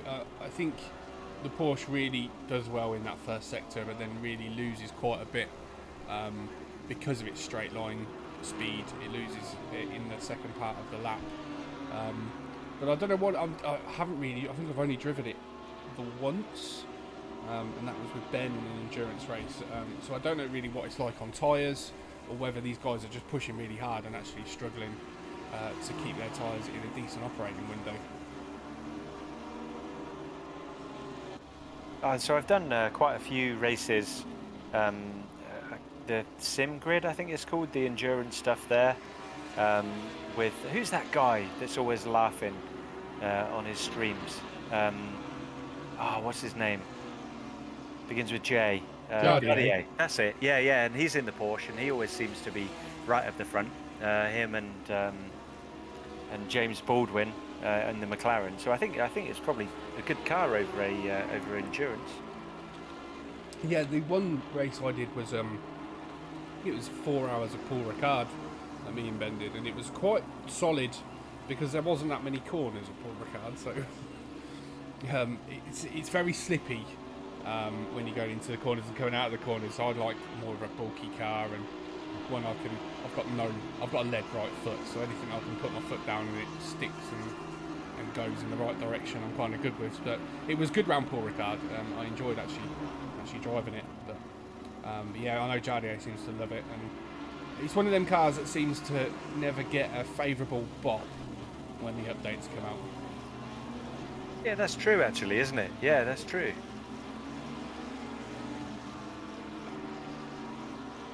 So we're seeing a I'm not few sure more whether people. Go on, Adam. Sorry, I'm not sure whether I just felt movement in the ground here. That was very strange. Did you fall off your chair? No, this chair is non-fall-offable. The knock down the bus station that you were talking about. I tell you what, this BMW that we're watching here though is actually that's not a BMW, is it? That is. It is a BMW. Oh, look at that Ipswich sending it.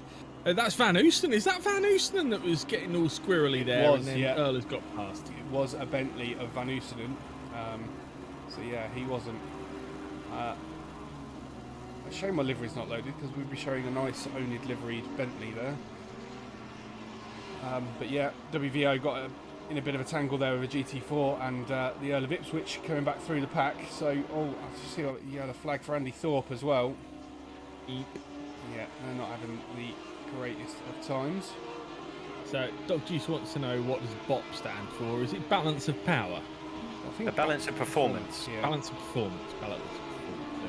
And the way they do it, both on the game and in real life, I think, is for us it's done round by round. So the first few rounds, the McLaren had quite bad bop, and then we got a bit of a better bop, so we had 15 kilos out.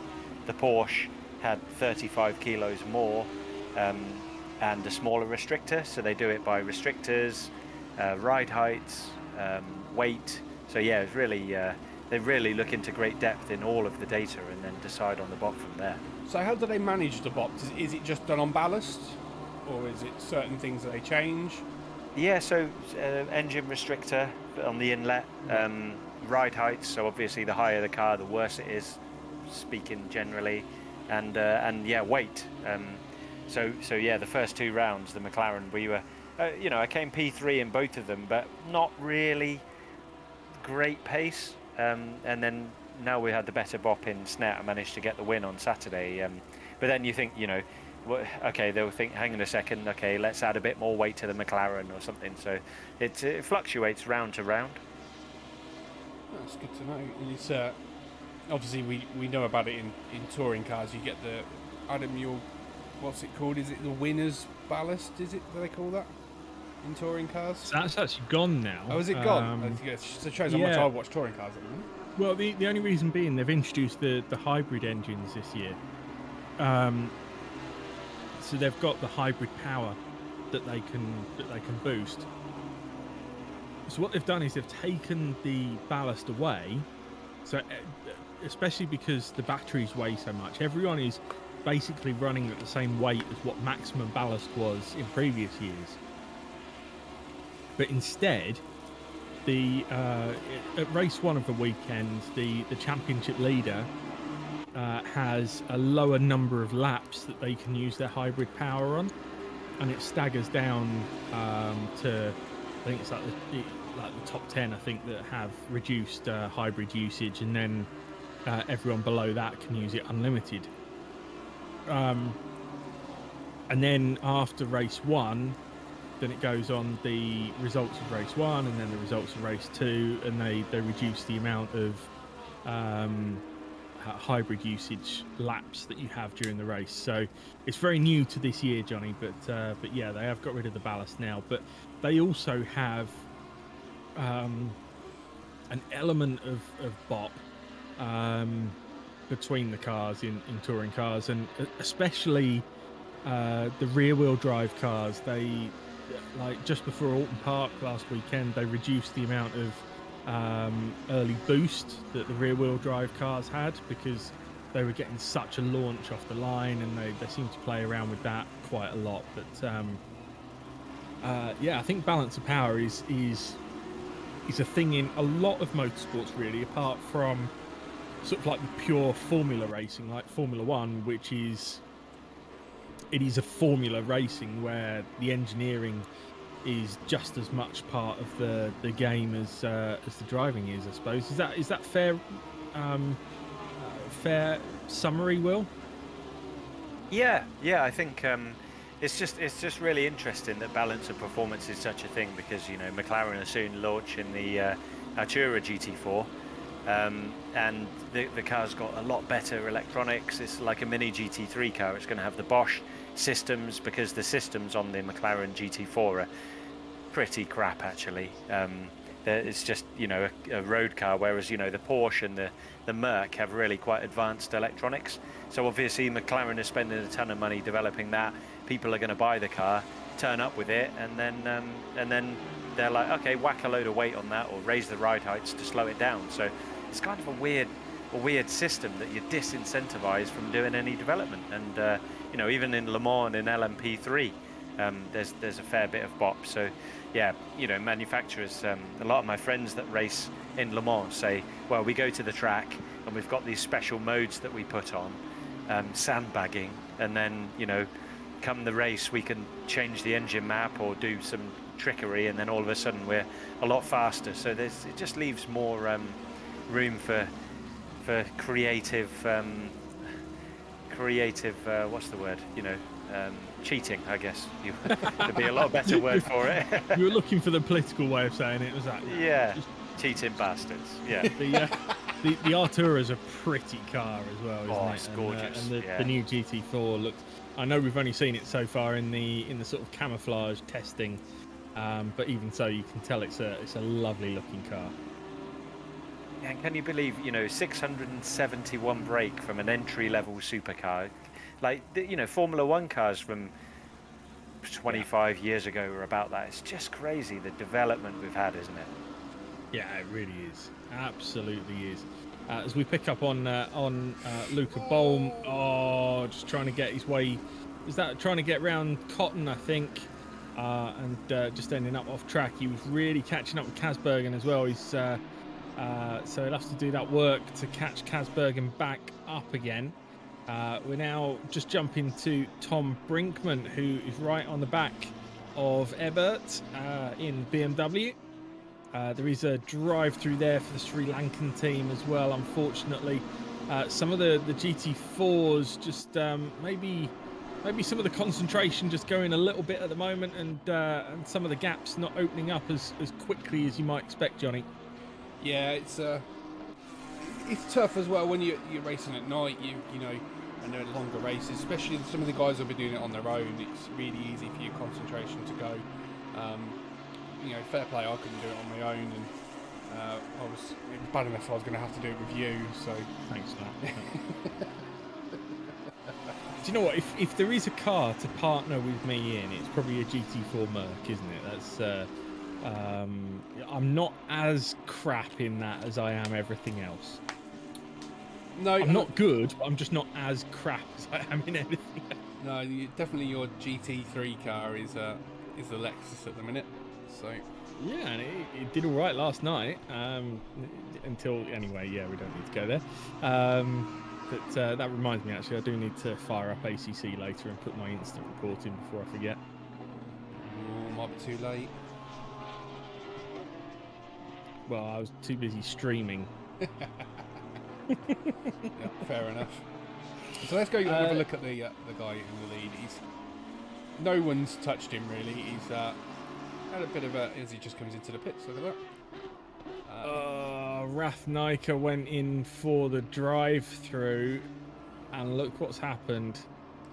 He's managed to trade up to an he's managed to trade up to an SG30. It's unfortunate for the Sri Lankan team there. Car 21, the BMW. This is Sander Jacobs for Dutch Endurance Team. Car 89, another McLaren, and right on the back, I think, of... no, he's not right on the back of De Doid. No, he's right on the back of Brinkman. and Ebert. So he's just come out of the pits as Sander Jacobs. Ah, right. Okay, that makes sense. And as we see Brinkman and Ebert side by side in front of him, and it's all flicking around there as now Jacobs will try to find a way past the pair of them. Brinkman's done well though, has got past and escaped up the road, which means that he might just keep a bit of a gap to Jacobs as well by having a car in between. Nobuilt is in chat saying he was P2 Audi and forgot to pit for fuel. Ouch. It's very ouch. No, I'm just looking at the AMG. I think this was the AMG that was in the lead. It is, yes. So something must have happened in their driver swap, because he's down in about 14th, 15th in GT4, and it's actually the leading car is Mr. Healy in a Ginetta. You think they've done an extra stop than everyone else, but that is a long way behind considering they were quite far ahead. Yeah, I'm just looking down. Let's go and have a look at that AMG. So looks like they have done exactly the same stops as the leader. So they've both got the leader and this car have got one stop to go. But as you see, he's struggling. Actually make you wonder whether there's been an incident, maybe even some damage picked up somewhere, and struggling on with that. But yeah, as we pick up this battle once again, Kasbergen, Bohm together, and then some GT4s right in front of them. So Bohm and is that Rebasak with them as well? It looks like so. Yeah, Kasbergen's got past Bohm, and then no, Rebasak is 8 seconds up the road, so that must be a lapped car in front of them. Right. Yes, that makes more sense. No, it is Rebasak. Look, just 4/10 between Rebasak and Kasbergen on the timing sheet, and Kasbergen sends it from a distance back. That was a send, but Rebasak saw it coming and has actually lost the position to Bohm in the process as well. Bohm, he doesn't need to worry about too much because Bohm has to pit once again. But Kasbergen has taken all of his stops. Now, Johnny, some of these guys taking their third stop very, very early as we see Rebasak round. So let's just hope. Just hold your brakes. That's a horrendous attempt at a rejoin. I'm sorry. That was poor from Rebasak then. Very poor. Yeah, just when I thought he got it held nicely and was waiting. Unfortunately, ladies and gentlemen, that is the way not to rejoin a race after a spin. It's very, very easy to be desperate to get back on with it, especially after you've made a mistake. Yeah, there's a big instant in front. So there's more instants going on. So that's Ebert trying to get past some GT4s, I think. Johnny, if you press the 30-second replay, there we go. Yeah, we'll get it just in time. Nicely done. Nicely done. Oh, that's really unfortunate for Ebert. And I think that Sander Jacobs gets caught up in that as well. Yeah, and there was a blue Porsche GT4 that actually got up on two wheels as a result. I thought it was going to go over, which is incredibly rare in ACC, but it can and does happen. Yeah, it does. Let's go and take a look at some GT4s. What a man this man is. Why? Because he's driving the NASCAR. Because he's driving a NASCAR. What a hero. It's a quick car on the straight, that thing, isn't it? It's great. I absolutely, I'm a massive NASCAR fan anyway, so any excuse to put a NASCAR livery on the Camaro and take it out for a spin, I do like it. It's, I'm currently using it in the multi-class sprint series on a Sunday, and it's great fun to drive. And it's interesting to see how many manufacturers do we have. So the top, what's that, 7 are all different manufacturers in GT4. Yeah, so you've got Ginetta first and second, then you've got an Alpine, a Camaro, Aston Martin, Audi, Porsche, and your BMW. that Camaro does come in for his pit stop. So we'll be. Rob Rob's here. Jacks is here. Did someone say NASCAR? Hi, Rob. Oh, should we do our other test? Let's see whether it works. Watkins Glen, Watkins Glen, Watkins Glen. We've said it 3 times. Let's see whether he pops up. Let's see if he appears. Yeah, indeed. Luca Bolm now trying to chase down Kasbergen. So these two have been battling for a few laps already, in and amongst some other trouble. As we see, talking of trouble, there was a GT4 car in the wall there. This is lining up for a send round the outside into T1. Bolm trying to get round there, and that was close. That's aggressive, but good racing from the pair of them. Kasbergen backed out and gave him just enough room there. Will, I suppose if you're a Kasbergen, you'd be thinking, hang on a minute, this guy's got an extra pit stop to do, so I don't need to fight him too hard. Yeah, I think if there was an opportunity to get by with what you guys were saying on the brakes, that the BMW's a very strong car, so if you could do it cleanly, but yeah, you're exactly right. I think you'd just kind of sit behind a bit thinking, well, you know, get extra stop. Nothing massive to fight for there. Yeah, as we see, I think that was Cotton off again, was it? Yeah, I think Cotton's having a really tricky time this evening, unfortunately. But carrying on all the same, and that's exactly what to do. Dog Juice says, I did get to see a close-up of Johnny's Camaro rear bumper on Sunday. I'm sorry. Did you get a tap? It was a fair old whack. To be fair, it was a fair old whack from the Ginetta. I'm surprised it was still in one piece after hitting the back of the Camaro.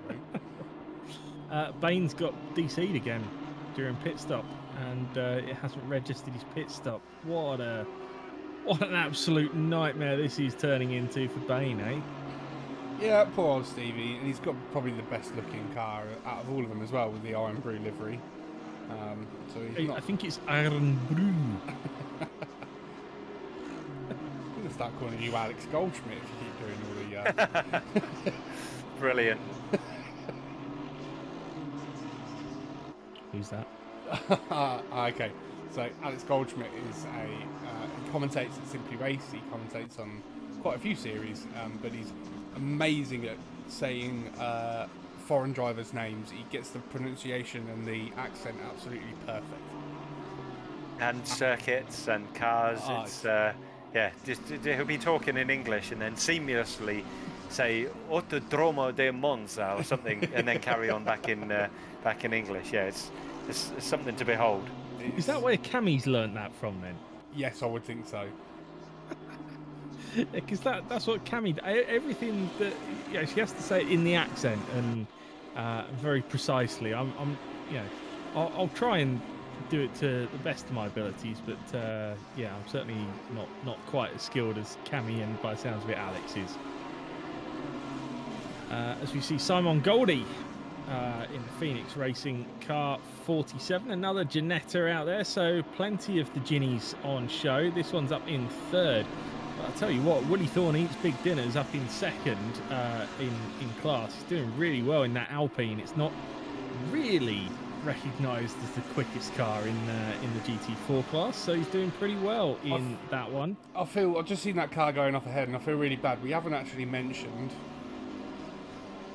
Daniel Hyde. Dan Hyde is racing. Yes. I did not know that. Oh, brilliant! Let the carnage commence. But no, bless him. He's been a lot cleaner and better the last few months. He's really impressive now. Didn't they get him a T-shirt at Simply Race that said "Eat, Sleep, Hide, Repeat"? Yeah. So crashing and hitting people off became known as a hide or a hiding, and then hence the T-shirt. Yeah. Oh, there he goes. No, that's just his line. That's his normal line. It's fine. It's absolutely fine. The oNiD's picked up the getting a hiding mantra as well. I think we've all been there at least once, and if you haven't, then are you really an oNiD driver? Probably not. Now this might explain some of the drive-throughs and SG30s. Look what that is lying on its side away from the line, Johnny. Someone's knocked over. Have you been out on the track and knocked over the pit board? No, I have not. I'm pretty sure it was probably you. I probably kicked it over. What race was it? Wasn't Mazan? Silverstone. Silverstone. So, Will, we did. Was it the first round of the multi-class series? Yeah. Adam goes into the pits. He's the first to go in the pits, knocks the pit board over, and then all hell broke loose. There was drive-throughs, stop-goes, people getting disqualified left, right, and centre, and it turns out that it was Adam that caused it all.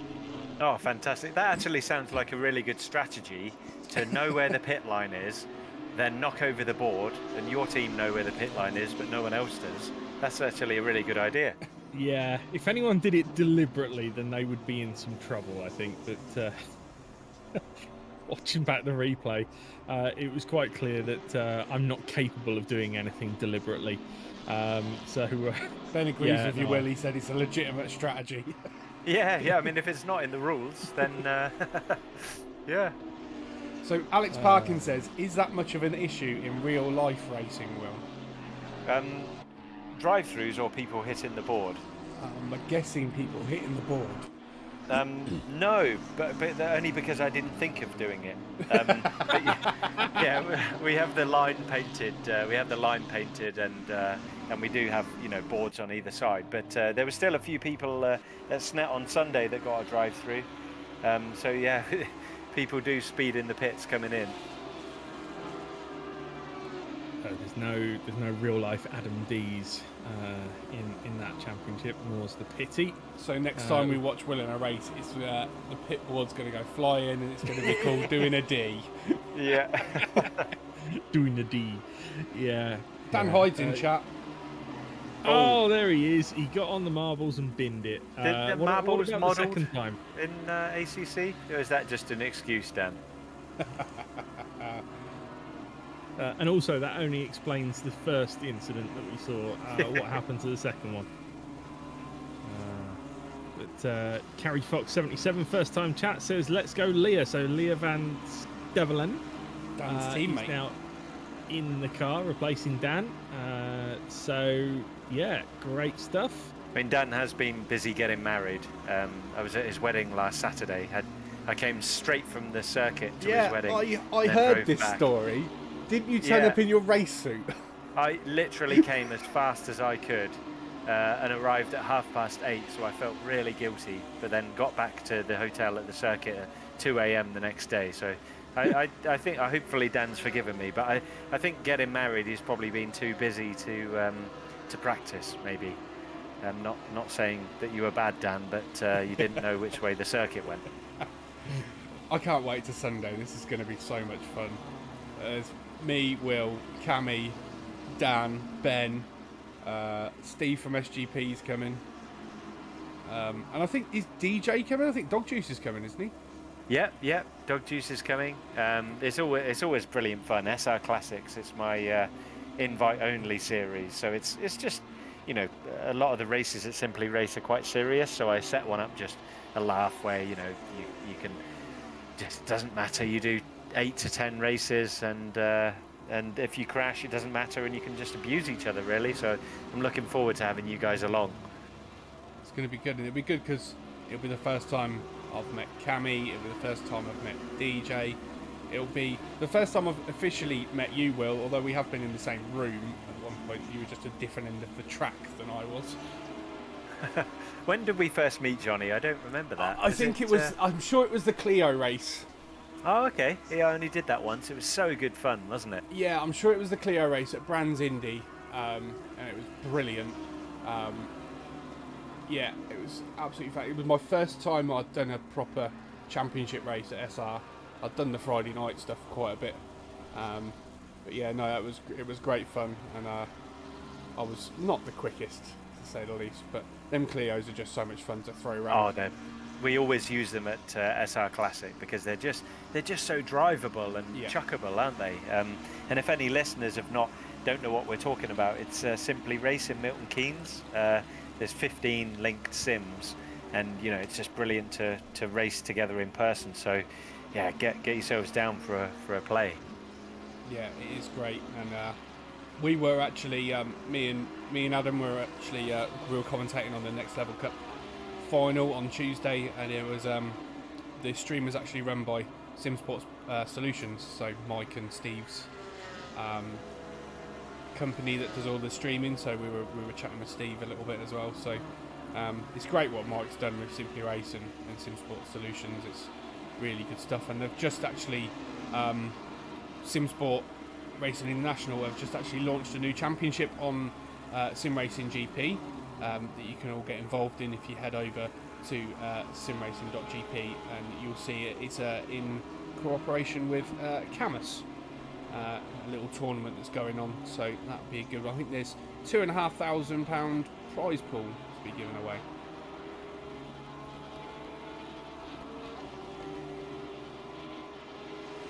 Yeah, I can't win that. Oh, just caught Luca as he went yellow flagged. He's had a bit of an issue. Let's see if Do you think it's over the last curb? I think he might have done a Johnny special, maybe. Let's go and have a look. Coming up to the Casio Triangle then. Doesn't seem too bad. Outside, I bet he touches the grass. Yeah, little touch of the grass and into the wall. Ooh. Hold your brakes, young sir. Well done.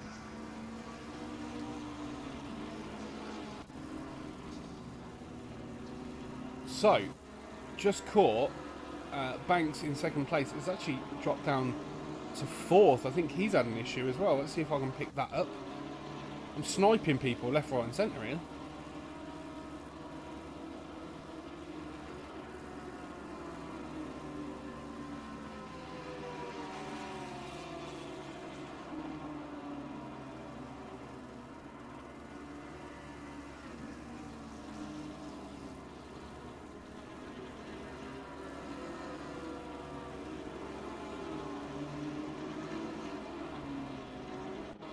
So, what we're looking at here then, chaps? So I was just looking at John Banks, who was up in second. He's just managed to have a bit of an incident and has dropped down to fourth. The McLaren that was in third is now fell back as well. So there's been obviously a fair bit of drama. Yeah, up the front, but Nuttall still leads the way by just over a minute and 20 seconds, so it's a fair old gap out in the lead, and Foldesi's moved up to second. I wonder whether Jacobs might come out as like net second. He's taken both of his stops now, so I don't know whether he will move up close enough. Now, is Thorpe soloing this, or has Thorpe had a driver change at all? Andy Thorpe, or Martin Thorpe? Martin Thorpe. I think Martin Thorpe's doing it on his own this week. Don't quote me on that though. Yeah, I haven't seen anyone else in that car. I think we can quote him on it then. There he is. Right, he's currently 7th. He's still got one stop left to go. So, as always, a little reminder for anyone who's new to watching ACC streams, then where you see the little orange box on the timing tower on the left-hand side, that tells you how many pit stops that particular car has got left. If the box goes green, then that means they have served all of their mandatory stops. They can still pit again if they want to, but they don't have to. They've taken all of their mandatory stops. And just remind us, Johnny, what were the requirements for the mandatory stops? Was it just fuel? But obviously these guys are going to need tyres, or did we set mandatory tyres? Mandatory tyres, and the reason we've done that is to not benefit the guys who are doing it on their own. So obviously the teams have to do a driver swap, or they don't have to, but if they register with 2, they do have to do driver swap. So we didn't want to give anyone an advantage. We wanted to make it an equal playing field, so yeah, everyone has to do a mandatory tyre stop. It gives you about 30 seconds in the box, means you can get your fuel and your driver swap done if you're in a team in that 30 seconds as well. Indeed. Sorry, I was just busy putting a USB fan up my top. It's not worked. Don't feel any cooler. Why not? Because you're not cool? No, definitely not. It's amazing the sights you see in the UK, isn't it? When the temperature gets over 20 degrees.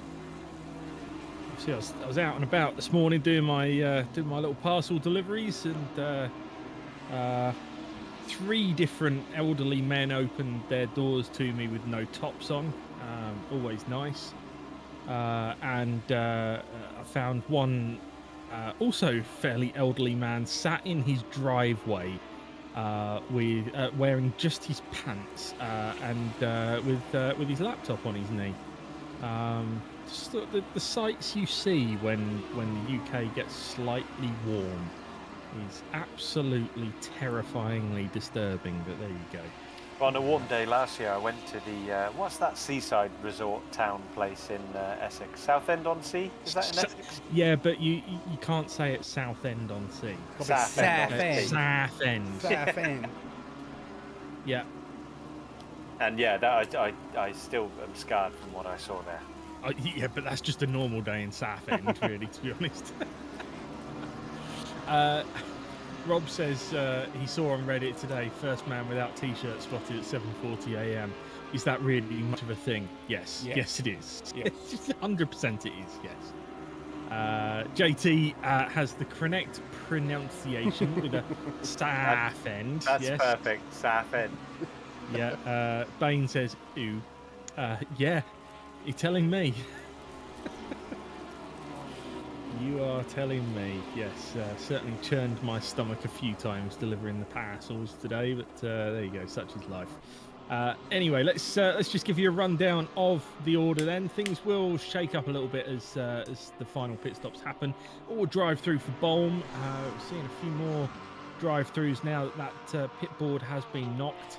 But your order at the moment is Nuttall from Foldesi, Santon, Andel, Brinkman, Thorpe, Walters, Banks, Jacobs, Mecking, Gordon, Earl, Foster, Van Oostenen, Kasbergen, Tramp, Guero, Ebert, Bolm, P, Rebesack, Rathnaika, Hearn, Van der Veen. And then into the GT4s, it's Healy, Coda, Goldie, Thompson, Browers, Thorne, Rodriguez, Chittle, Woodley, and Wang.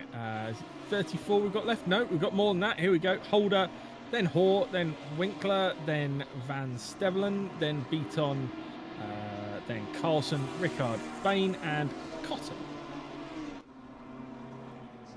There you are. Bain managed to type ooh in chat whilst driving. He really has gone full dendy. Yeah, careful. I nearly crashed it last time I was doing that. Now, it's Oh, interesting. no. That is the Ginetta that's in third. That's beached. That's beached. Oh, he's had to reverse it. It was beached trying to go forwards, but you're right. That is Simon Goldie from third in class. Well spotted, Jean Noir.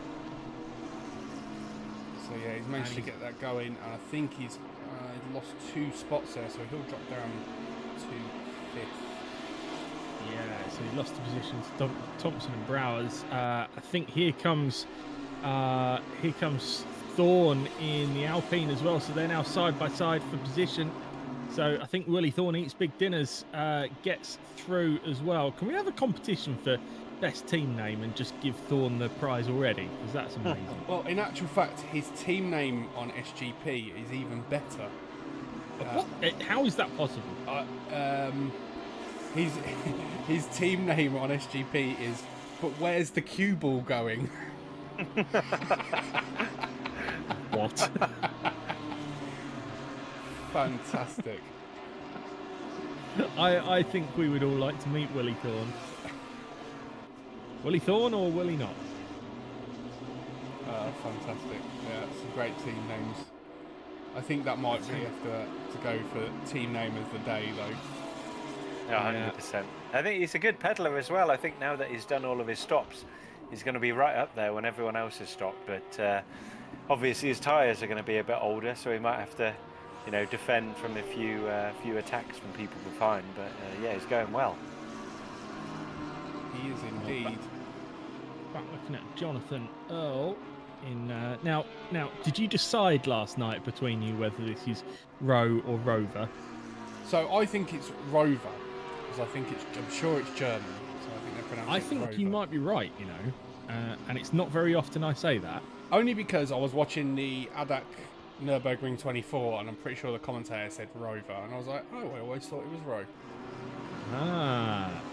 Well, anyway, but why are these guys not running the SGP car? I'm guessing they didn't load up the livery. Yeah, but the team name is wrong as well. So that says Rover Racing. Yeah, so that's what I'm saying. I guess if they didn't load one up, they've just Oh, decided to go I with mean, the they in-game. didn't load it. Yeah, of course. Yeah, the heat must be getting to me as well. So I'm just going to go on board with Woodley. He's right on the tail of Marek Chittle. An oNiD regular. An oNiD regular indeed, and Marek's not backwards in coming forwards when it comes to a battle, so this could be entertaining. Both in Porsches as well, so they haven't really got the... there isn't an advantage car-wise, so it will literally be down to slipstream and driver ability. And traffic. GT3 with them as well, so that was close around the outside there from whoever that was. Could leave the door open on the inside here. Yeah. Little nudge as well. Yeah, And- I thought that'd happen with the GT3 going through. It'll disadvantage Chittle. So yeah, I think a bit of slipstream here, and Woodley could be passed. Yeah, there needs to be a stronger driver briefing on the flashes next week, Johnny. That's a couple of times we've seen the old flasheroonies tonight.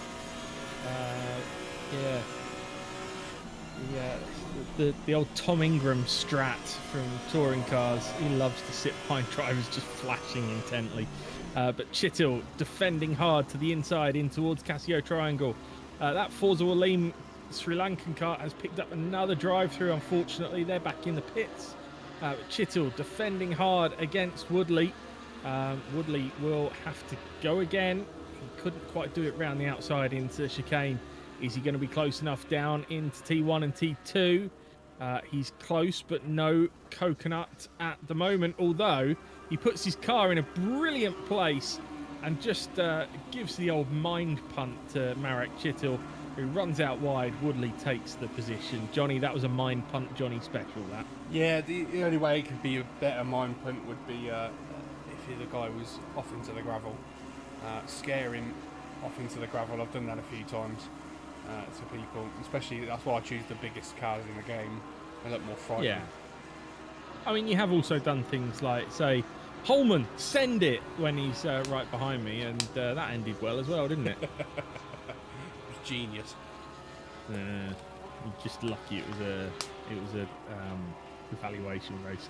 Anyway, we've picked up with Maximilian Ebert. What a name that is. Maximilian Ebert. Is it Ebert or Ebert? Well, I'm saying Ebert because Ebert would suggest the need for a second B to me, but of course it's probably a non-English name, so it could well be Ebert. But it could be French, it Ebert. could be a bear, yeah. Yeah, it may be more Ebert. Maximilian Ebert. How's that? We need Alex Goldschmidt. He'd reveal all. Yes. Turbo Lopo in chat says typical German name. So, in which case, is it 1, Ebert, 2, Ebert, 3, Ebert, or 4, Ebert, if it's German?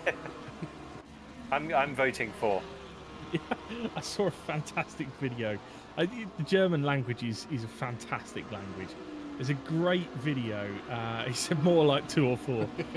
Great. Ebert. Ebert. There's a great video explaining the difference between different languages across Europe. And it would have like one of the words was ambulance, and it went through the different ways of saying it. So it was ambulance, ambulance, ambulance, ambulance, Krankenwagen. A butterfly as well. That was my other favourite. Do you remember that one? No. So it's like a butterfly. I can't remember the other languages. They all sounded nice, and then it got to German. It was like Schmetterling. That's right. Yes. So you've seen the same video. Yeah. Oh, it's brilliant. Gotta love the German language. Yeah, it's so aggressive. But there we go. We're just picking up on Sander Jacobs again in 6th. Yeah, So I was just picking suggest- up on Sander because you suggested, which I'm sure what you're about to say is that he could actually cycle through at the order after the pit stop. So I just wanted to see where he was going to come out with some of the guys in front of him pitting. Yeah, and he's not quite as high up as I suggested, but yeah, he's certainly made some progress and may look at being ahead of possibly Foldesi and Santon as well. But Giraud is 4th and Banks 5th. So can we go look at Giraud and Banks actually, Yeah. because they are very close together. God, me and you are thinking along the same lines straight away here. Giraud is in that red and black McLaren, which has run a bit deep now in the 84 Audi, tucking in behind. He'll now look at getting in a bit of a tow on the way up to the Spoon curve. So we head now in towards Spoon, tricky place to try and make a move. So he just comes offline, makes sure that his lights are ablaze in the mirrors of Giraud's McLaren, and now he'll look to see whether he's got the pace in the straight line all the way up to 130R. He will have focused on the exit there, and he has got a great run here, but I'm not sure he's going to be quite close enough. Tramp, in the meantime, has picked up a drive-through penalty. I've just seen out the corner of my eye, that's car 326, the BMW, but Banks still stuck behind that McLaren. Will, that Audi's certainly quick in a straight line, though, isn't it? Yeah, it has. It's really Girauded the gap to the car in front. Very good. Oh, he's already dropping the puns in already. I like it. You can come again anytime. How long were you planning that one? Only about an hour. Very good. That would have taken me at least 3 hours to plan. But Banks just trying to stay with the McLaren up through the twisty section. You'd maybe expect the McLaren to be a touch stronger up here. And then maybe the Audi in the second half of the lap will just start to come back towards it. But look, there is traffic ahead, and that could play into this battle. Remember, this battle could be for net second. I don't have the gaps in front of me to know how close they are. Oh, they are very close to the GT4s, though, through the Degners, and they get past the Alpine, and now Banks trying to squeeze through as well, and he does so, but has lost some time a little bit through the Degners. Now closes up into the hairpin, though, and will look to make hay through the next section as they run up towards the Spoon curve. So that there is Giraud getting past one of the GT4 Audis. Banks goes as well. Nice and close to him as they head up to Spoon. There's a car off on the left-hand side there, but getting nicely out of the way. This is the previous leader, the Mercedes GT4 previous leader, not leading anymore though. Well down the order, and that Audi is a lot closer this time. So we'll start to look for a way past. He can't really go right though because it. there's a Ginetta there. So he's going to just have to back off, and in fact he backs off so much that he loses a bit of time there. But interesting battle this one, guys. Yeah, I really think that the McLaren should have probably defended a bit more there, and I really think that the Audi could have actually got alongside. It's interesting though, you notice, so off the corners, the GT3s are obviously a lot quicker than GT4s, but at the end of the straight, the speeds are fairly similar. The GT3 just has so much more drag with that massive wing, and not a huge amount more power. So it's all going to be about where these guys meet the traffic. It certainly is, and they both met that Aston at the right time there, get through quite nice and easily. So now up through the centre S's they go, and trying to just stay with the McLaren at this time. We've got Mecking in the pits, we've got Ebert in the pits as well. You all seem to vote for number 4, so I've gone with that. Stevie Bain says oops, don't know why, but oops. Earl of Ipswich, oofed, that was some stint. So we've got an oops and an oofed all at the same time. It's all getting very, very funny in chat. Meanwhile, though, we follow these guys. And what do we reckon? Is the best chance going to be up into 130R, given the speed of that Audi? Yeah, it really looks that way, doesn't it? I think this next back marker could come into play maybe on the exit of the final corner, looking at where they are on track together. So that could slow down the McLaren if he doesn't catch it in the right place. Yeah, I think this is a good chance for the Audi. Oh, he's let him past. Okay, yeah. But look, the Audi is going to get a good run out of here, I think. Yeah, Probably certainly not a bit too closer. far. Yeah. But, yeah, so we'll get the toe. We'll get a good run at him, but I think just a car length too far back to try and make a move, unless he can stay with him through 130R and then do ascend into the chicane. That's what he's looking at. Is what he's thinking about. Just that inch too far back at the moment. So Dan's in chat saying Leah is smashing it. I assume that means smashing it in a good way, not smashing it in a Dan Hyde way. If it's in a good way, then that's very good. Well done, Leah. As Banks now looks to the inside at T1. That's going to be a risky one. Just thinks better of it. Backs out of it. What a lovely battle this is so far. Carrie Fox agreeing with Dan in chat. Dog Juice saying, man, it's still warm. Sod it, I'm going to sleep on the lawn tonight. Good plan. And Savistica 69 says, very unfortunate race for 21. Yeah, it really has been. Really unfortunate for those guys. But great to see them still out there racing and trying their hardest. So now, I suppose for the front guys, I think Nuttall's got a fair lead, but with Sanson and Faldesi's just in the pits. I was just thinking this is going to become a bit more like a sprint race for him now. The last 45 minutes or so that they've been racing. Do you think the undercut might come into play as we see Faldesi's gone into the pits? Is there a chance that he could, reduce that gap to the lead, or really hold his second place position? Yeah, he's going to have nice fresh tyres. I don't know when these guys pitted, but I think it was a fair while ago, wasn't it? You know, it was at the 40-minute mark. And actually tell you, so Banks has been he pitted 18 minutes ago. Jacobs in 6 was 32 minutes ago, and Girol in 4th was 7 minutes ago. Interesting.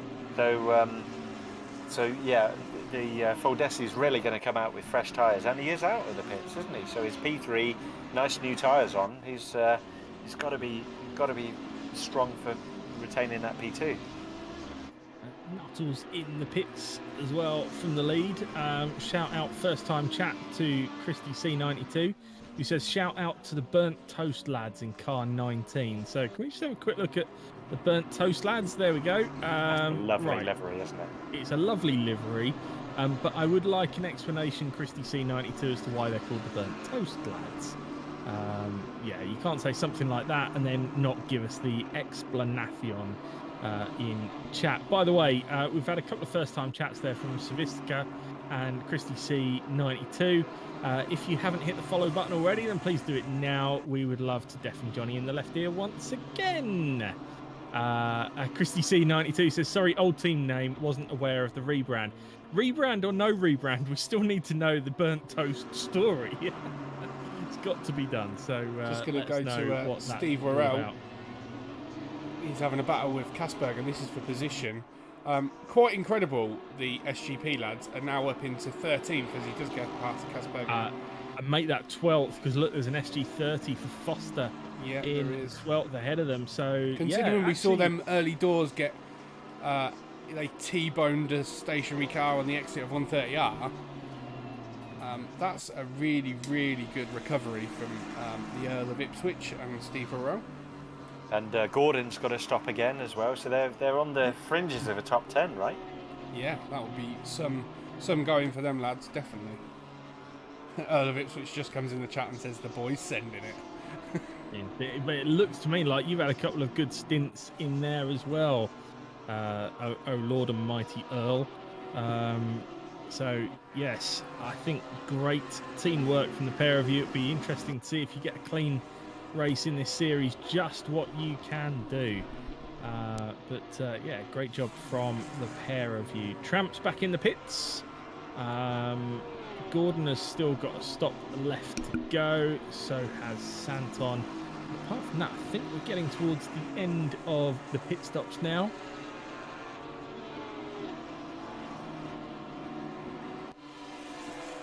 Sorry, I just I just had to stop for a yawn.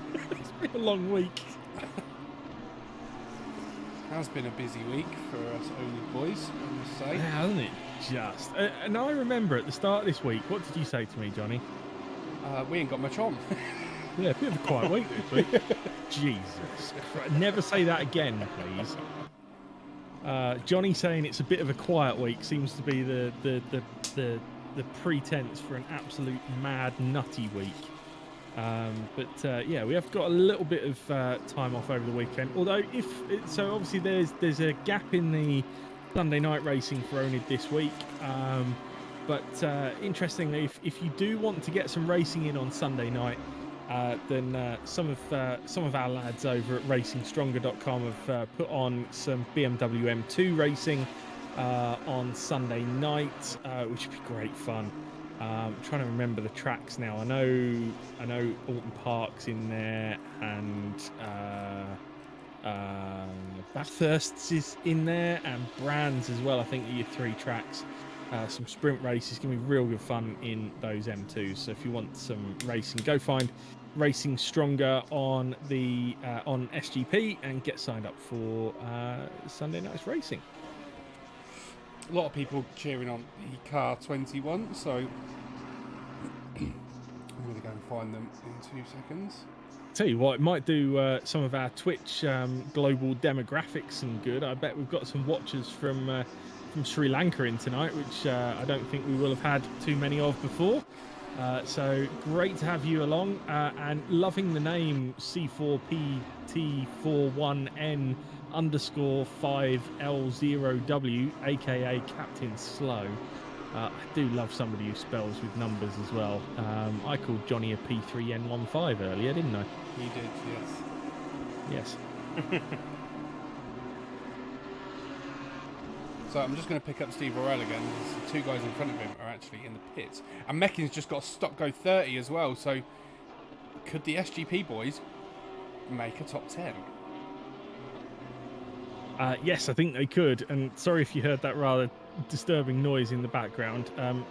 Just top tip: don't put the cable from your fan in the fan. It makes a funny noise. But yes, you're right. Mecking with an SG30. Gordon has already had his SG30, hasn't he? So has he come out still ahead of Worrell? I think. So Earl of Ipswich saying they're too far ahead. He thinks as well. Mecking, yeah, there's a couple of laps in it there, but still really good going from the SGP guys to Fantastic development this is. To the order. And Captain Slow, thanks for the follow and for deafening Johnny in the left ear. Thank you. I'll have to teach you about changing the audio output settings after this. Yeah. Well, not after this. I'm going to bed after this, but yeah, in the future. It's a Friday night. What are you doing? Now Lava and Ignite's closed. There's nothing to stay up for. I don't know. I reckon we could make MBs real quick. Oh gosh. Earl of Ipswich said, did your co-commentator mention McLaren setting on fire? Yes, he's caught on fire at the weekend. Why? What's your question related to... he says, I used to work for HHC and British GT on fire crew and had to put them out many times. Yeah, I think it's a common fault actually. Oh dear. Well, I'm sure it won't be the case with the Artura. There'll probably be some different fault if it even gets going in the first place. Wow. Sponsored by. Yeah, so you're fancying a drive for a different team next year, right? I was just thinking, there's no Lamborghinis in this field, which is a bit sad because that beautiful V10, you just can't beat it. I've just heard that. I've just had Janetta on the phone. They want you to go and race there next year. Oh no, they've just called me and they said they've just rescinded that because they listened back to the start of the stream and what he said about the Janettas. So, no, afraid not.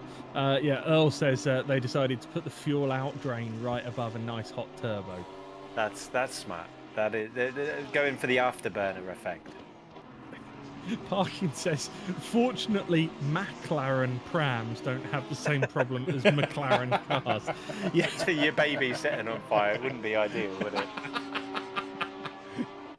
Oh, dear. Oh, dear. It's when the missus says, right, should we... I'll tell you what. Here's something nice for us to do at the weekend. Let's go and have a look at McLaren showroom. Whoops. Wrong one. Attack Racing, first time in chat. Why the Jimmy Broadbent and what is oNiD? There's nobody better to answer this question than Mr. oNiD himself, Johnny Ashley. So, oNiD is oNiD Racing, and if anyone wants to know what oNiD stands for, it's Oh No I Died. We started off just as a little community of friends that we've met in sim racing over the couple of years during lockdown, and just started a community, and it seems we've got rather big. So something that started off as something quite small, but we are one of the top communities in SGP, along with a few others. There's quite a few of us on there that are doing really good things, and we actually got we applied. Jimmy Broadbent was looking for a community to run his SGP races, and we applied and were fortunate enough to get chosen by Jimmy himself to run his events. So we are running these for him under his brand, and yeah, it's provided some fantastic racing this evening. And I'm right in thinking that at some point this season in the 2.4s, we're hoping that Jimmy will find a gap in his calendar to actually come and do one of the races as well. So yes, and I spoke to him. He was hoping that he would have time to drop into one of the rounds. You will see that he's on the entry list. I've thrown him in a Janetta. I don't know whether he'll stay in the Janetta, but yeah. Will thinks it's a really good idea. Yeah, whack him in that. But yeah, he's hoping to have time in his schedule to come and join you guys on track. So it'd be really good to have him race, especially in his own races. So. There's an ant crawling up the side of my Coke can. And other important news follows shortly. Meanwhile, we've returned to... Oh, it's on my arm now. That's not good. Get off. Meanwhile, we return to the race where we are watching Steve Worrell, who is up to 11th now. So he has made a position up past somebody who has had some kind of penalty. Meanwhile, can we take a look at Banks and Giraud, because they look pretty close together on the timer on the... Oh, no, I think Banks has pulled away from Giraud. And that now, is Fleety just going past as well, so Fleety putting another lap on third position there. It's a shot past, didn't he, there? Yeah, yeah, he did. Past. How far away is Fleety from lapping the entire field? So he is about 30 seconds away from lapping Foldesi. I'll tell you what, lapping everyone up to third is a really dominant result. I mean, obviously the car, I forget the name already, that went round the outside at T1. It was Brett, wasn't it? Yeah, Brett, who went round the outside at T1. We lost fairly early on, and that's a shame because it might have been interesting to see if a battle was coming there. Heike van der Veen has stuffed the RacingStronger.com Lexus into the wall. We're about to find out what happened to Heike. Is this going to be done all by himself? Difficult to see. Or is it going to be with a back marker? I think this might be self-inflicted. Heike's in chat saying wheel shut down. Oh, yeah, you can see it that, actually. Yeah. Oh, what a shame.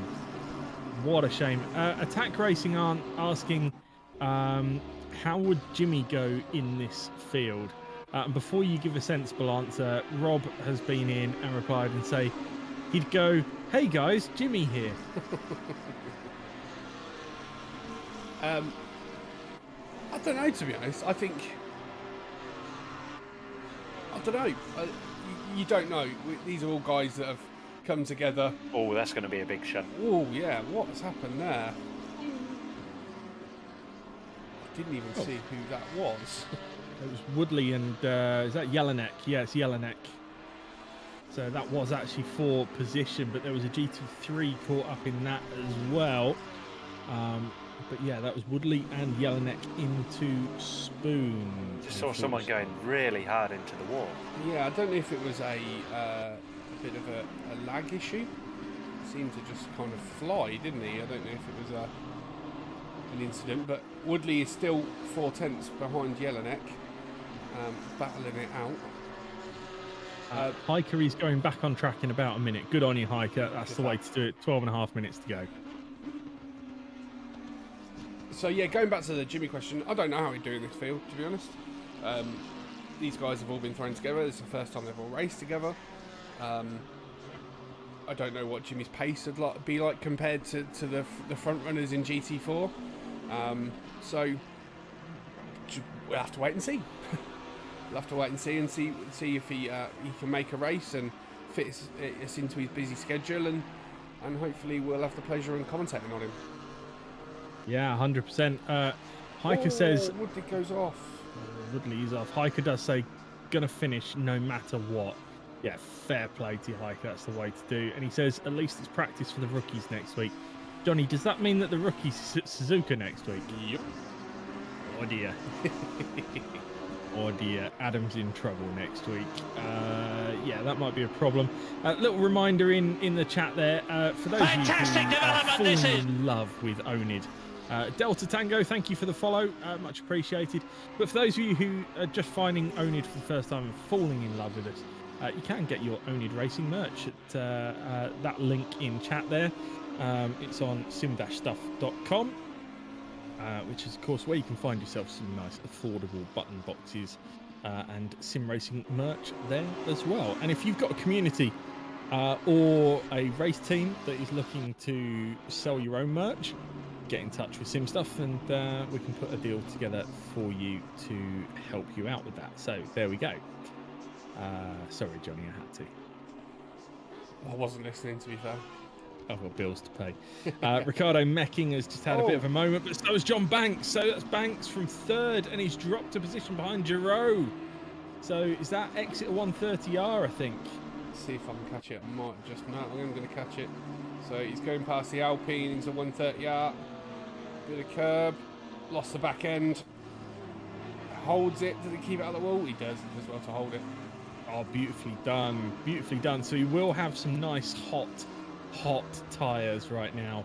That will take a bit of time to come back down to temperature, so that's going to be a squirrely mess for a while. But there we go. So Attack Racing, loving your questions, by the way. Feel free to keep asking. It says, do rookies race for points? So I assume what we were referring to earlier is the oNiD Racing Rookies Championship, which started last week. Yeah, so the current season is already off and running, but there will be another one starting in probably about 6 to 8 weeks. So if you join oNiD Racing, go to onidracing.com and you can join the Discord from there. And there will be another rookie season coming along shortly, and it's a bit different because the oNiD rookie season also has coaches involved as well, who will give a debrief after the race and are on hand to answer questions and provide track guide videos, stuff like that as well. So it's a real place of learning. But yeah, get yourself in there and look forward to the next season. And actually, we have one of the coaches with us. Mr. Dendy will answer any coaching questions. He's an own coach, aren't you, Will? Yep. Happy to help, guys. Come to me with your questions, and happy to teach you motorsport. You're always learning, aren't you? So yeah, drop me a message. Great stuff. Will, can you make me 2 seconds a lap faster, please? Probably, yeah. Right, interesting. Okay. Foldesi's had a moment. Oh no! And that car is massively damaged, and he's had to pit. That's got to be a pit wall. Yeah. Now, interesting. Giroud is up to second now. A moment ago, Giroud was in fourth. Then Banks dropped it. He got up into third. Now, Foldesi's had the situation as well. He's got himself up into second. And I tell you the other thing it means here, Johnny, is it does mean that Fleety and Nuttall have now lapped the entire field. That is Wow. Dominant, isn't it? very dominant. Really Looking at good Walters effort. on Jacobs here around the outside. Tries to go for the old Kimi Räikkönen there, but doesn't quite get it done. Was it Kimi Räikkönen that went around the outside of Alonso, or was it the other way round? I can't remember. Raikkonen went round the outside of Fisichella in 05. Yeah. It was Fisichella, wasn't it? Yes, yeah. Last Right lap. car, wrong driver. Let's go and pick up. Healy's been dominant as well in Ginetta. Yeah, and Willie Thorne or Willie not in second in the Alpine. Do you know what? Out of the field of cars in GT4s, you wouldn't have expected, especially because that Aston's not strong at the moment. You wouldn't have expected the top three to be a Ginetta, an Alpine, and an Aston, would you? No, absolutely not. Especially with the Porsche being so OP at the minute. We've seen it be very, very good at tracks. You would think it would be a Porsche up there. Wow, it was. Oh, it's laggy moments. Yeah, it was. So it's. I thought that's what it was earlier on. So it's that car. I think it's the same car, actually. So it might be that particular car that's got a high ping or something like that. But yeah, there we go. Just coming back into some of the questions. So Attack Racing asking whether the servers are in England. No, so it's a Dublin server. So basically, we run all of our servers through simracing.gp, and yeah, so we use their Dublin servers.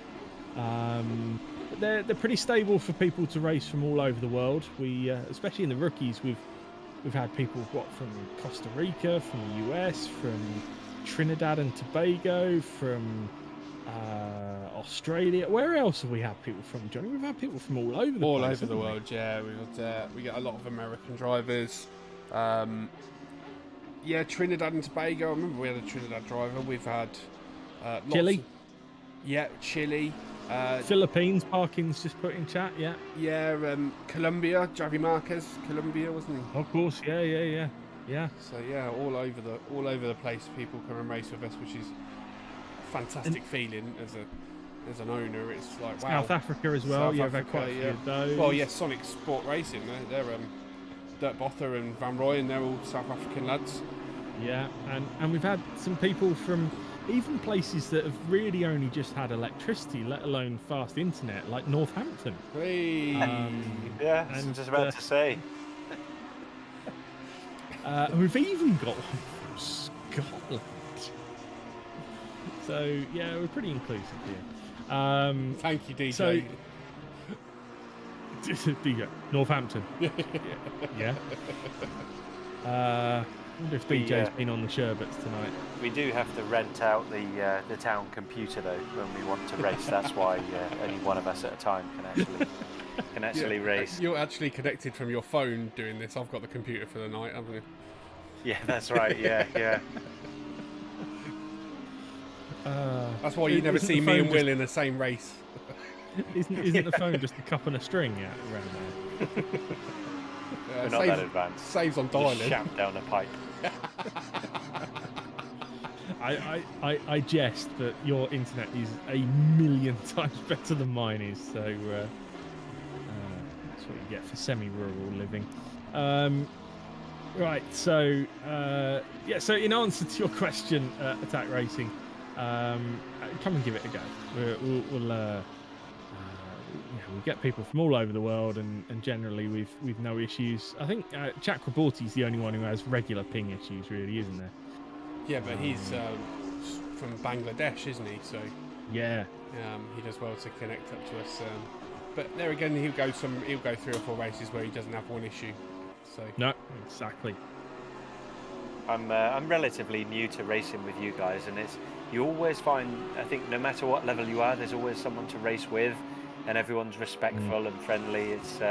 It's such a great community, so anyone that's not raced with you guys, I definitely recommend it.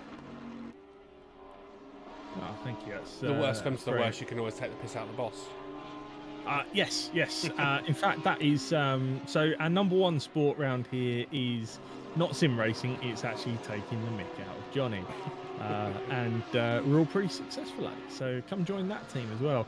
But attack racing would fit in, Johnny. It'd fit in the oNiD way. Because after we said Dublin, he said maybe the latency is caused by the packets having a whiskey in the Dublin pubs. Correct. It's like he knows Willie Blackhammer already. Sat next to Willie Blackhammer, yeah. And Hydronox as well. Yeah. Jeez. So 2 minutes 50 to go. Fleety has lapped the field and can cruise. Can we go to car 21? I think they're getting pretty close to Hearn, according to the chat. Yeah, they're within 6/10 now. So we're just waiting for Johnny's fat fingers to press the right button. Oh, there we are. There we go. There we go. So they're in there somewhat. Right, okay. So, yeah, they're right behind the back end of the 666 NSX. They're just coming up on the back of Leah in the Go for the Gap car as well. So what you're looking at here is car 21, Sim Racing Lanka. This is Mohammed Fawzul Alim chasing down Andy Hearn in that Castrol 666 Honda NSX. They get past the Go for the Gap Janetta, and now looking for a gap as they come through Spoon and round the back. Going to get a good exit there. Oh, bit of a slide. Yeah, a bit of a twitch.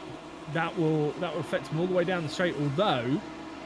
Although catching up nicely. But if you guys are in the chat and also talking to the driver of car 21, just let him know that excessive flashing is not allowed for position. But he does now make the move round the outside of Hearn, but Hearn will hold the inside line, runs a bit deep now. So kind of gets away with it, but this is going to be tight down across the stripe now. Flashing the lights again. Come on, guys. That's not the way to do it. Flashing is for letting somebody know that you're about to lap them. But getting a good run across the start-finish line down into T1.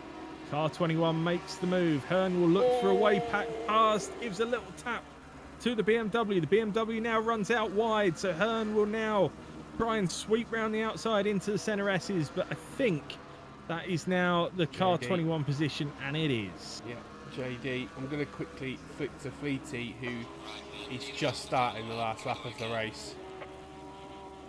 Everything I've seen of Fleety's just been amazing. Like carving through traffic absolutely perfectly.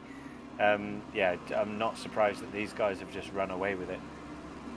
Yeah, so Fleety and Nuttall, the two guys in car 114. Of course, I say guys, but Sam Fleety could quite easily be Samantha Fleety. I don't know. But is that... it's not a Pulse car, is it, Johnny? It just happens to be the same colours as a Pulse car. No, it's a cracked racing car. But yeah, it is similar colours. I think it's more of a green and purple and black than, or green, pink and black than Pulse's yellow. Yeah, it's just dark and I'm old. I haven't got my glasses on. Go and get the Ovaltine on. Ovaltine. Bit hot for a hot drink, though, to be honest. It's Kaspergen. So this is the final lap. You got Fleety in the lead, car 114. Second up is Giraud in car 426. Then it's the 84 of Banks, the 210 of Walters, the 89 of Jacobs, the 87 of Brinkman, the 5 of Skip, the 53 of Cox, the 711 of Foldesi, the 19 of Gordon, the 14 of Worrell, the 88 of Kasbergen, the 310 of Van Oosten, the 28 of Foster, the 90 of Mecking, the 45 of Guerrero, the 181 of Bolm, the 25 of Ebert, the 55 of P, the 21 of Fawzul Alim, the 666 of Hearn, and the 27 of Rebesak. We'll give you a rundown of the GT4s once Fleety has crossed the line. So, Johnny, once he's crossed the line, can we pick up Healy? Because we'll be looking for their final lap as well. But here comes Sam Fleety across the line to take the win in round one of the Jimmy Broadbent, powered by oNiD 2.4 hour series. Here is Dom Healy. Dom is in the 40 Ginetta.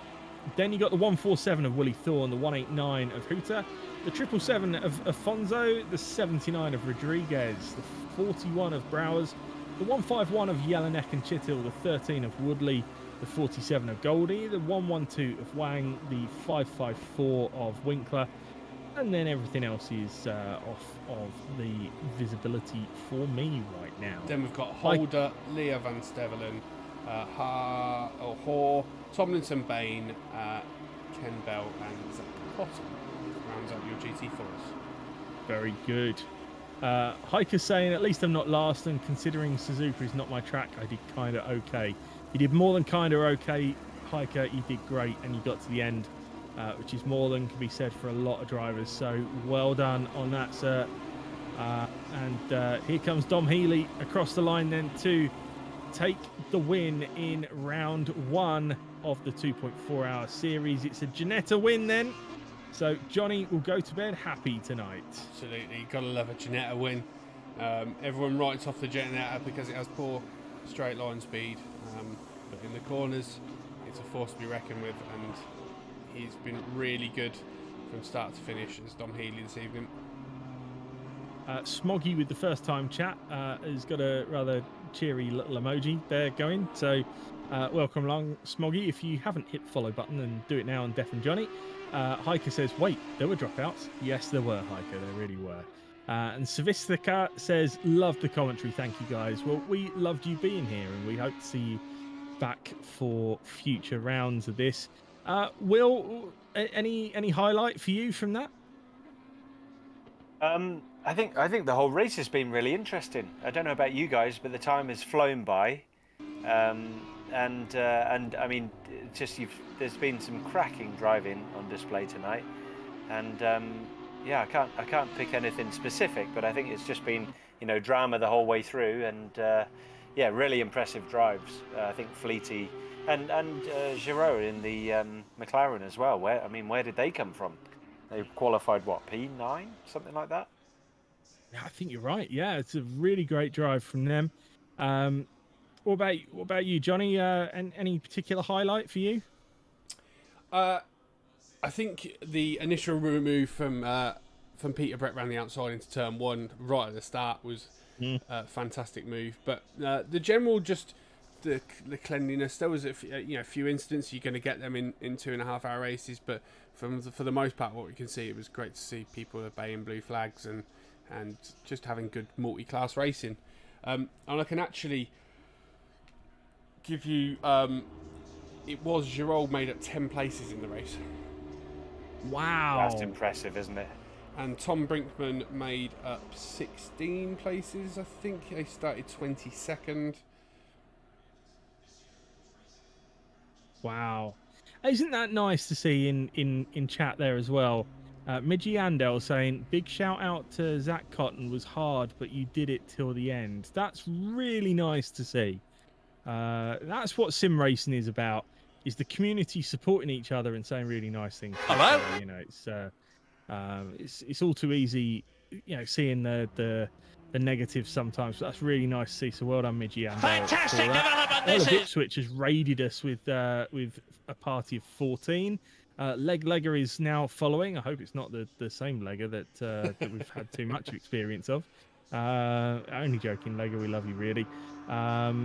Hiker says he made up about 4 Fantastic places. development this is. Shroom 1 with the follow as well. Keep them coming, because each one hurts Johnny's left ear, and that's Fantastic development this is. There's another one. Noodles IP is now following. Love it. Vern was in chat. Cheers, guys. Great race. Fantastic and they were my development highlight this of is. the race, actually. El Scorcho TV, thanks for the follow. Yeah, the SGP boys coming back through from that early disaster. Fantastic development this is. Where they finished as Spooky 01 gives the latest deafen to Johnny. Thank you for that. Love all the follows. But yeah, seeing those guys come through was superb, wasn't it? No trousers allowed on Sunday, Dog Juice. We're all in mankinis. Okay. Wow. Johnny, did you just turn the alerts off? No. I saw you clicking it. No. Won't be me. Won't be me. Lega says, okay, if it hurts someone, I will spam follows now. Yes, do it.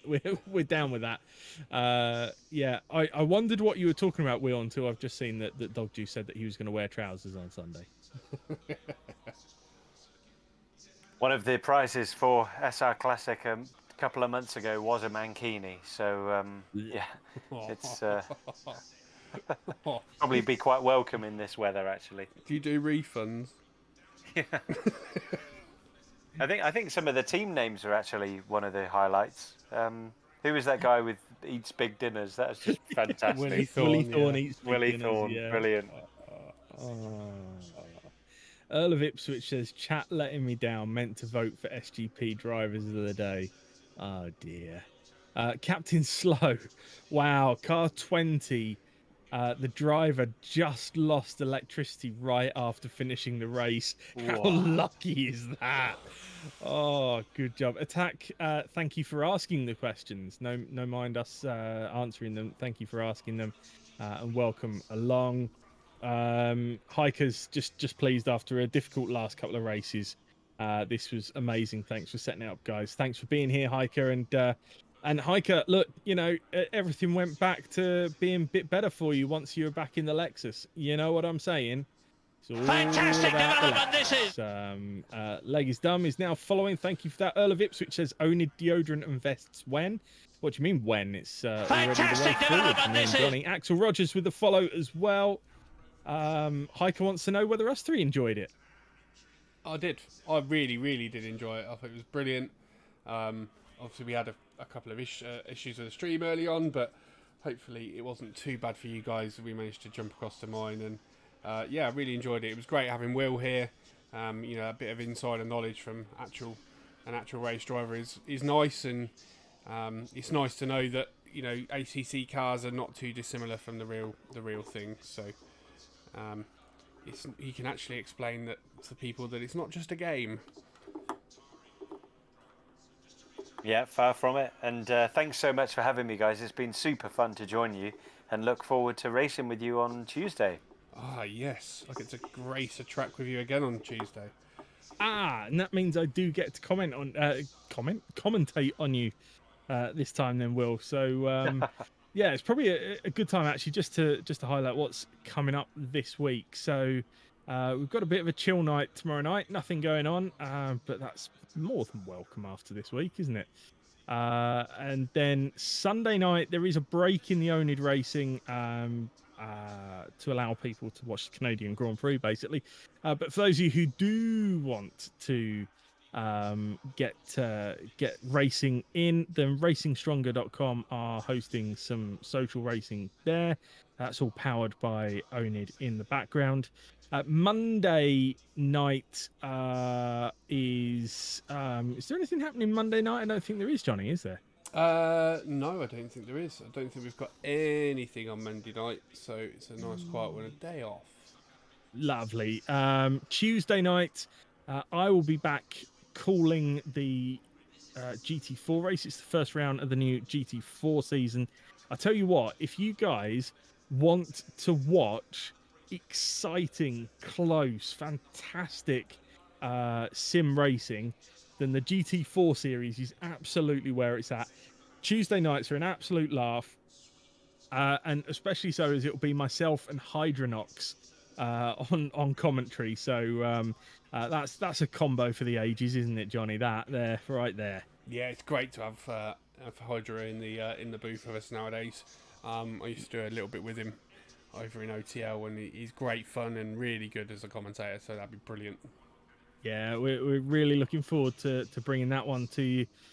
Wednesday night, there's no stream Wednesday night, but the back on the Jimmy Broadbent side of things, the AC boys are back in the NASCARs, which is proving to be a very good series indeed. Thursday night is round 2 of the rookies back here at Suzuka, and then Friday night next week's also a chill night, isn't it? It is, yeah. Nothing going on next Friday. A nice chilled one. We will be back for round 2 of this in a couple of weeks' time.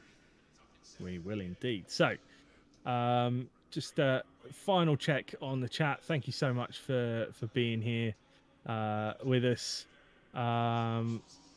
Attack says, I thought of having a team name Caked Far Canal Racing. Called Far Canal. Oh, Far Canal. Nice. Got it. Yes, well done. Very good. Very good. Captain Slow says, thanks for the stream. Nice commentary. Much appreciated. Thank you very much.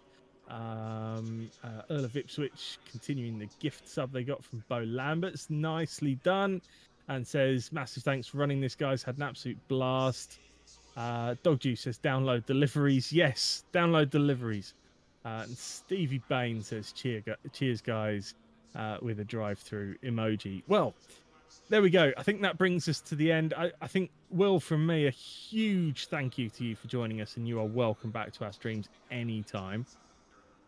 Thanks very much for having me, Johnny and Adam. It's been brilliant fun. I'll definitely be tuning in to watch the racing when I'm not on the stream. Very Brilliant. good. And, thanks for coming. Johnny, last words from you? No, really good. Thanks, Will, for giving up your Friday evening to help us out, and thank you, Adam, for agreeing on not racing this one and making sure we give these guys the best stream we can. So no, it's been really good fun tonight, and I can't wait for a couple of weeks' time.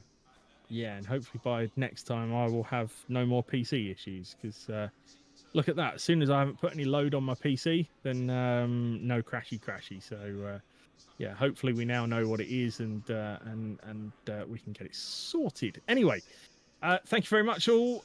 Thank you to all of you that have watched, all of you that have tuned in. It's been great to spend a sweaty Friday night with you. Thank you very much, and we'll see you again soon.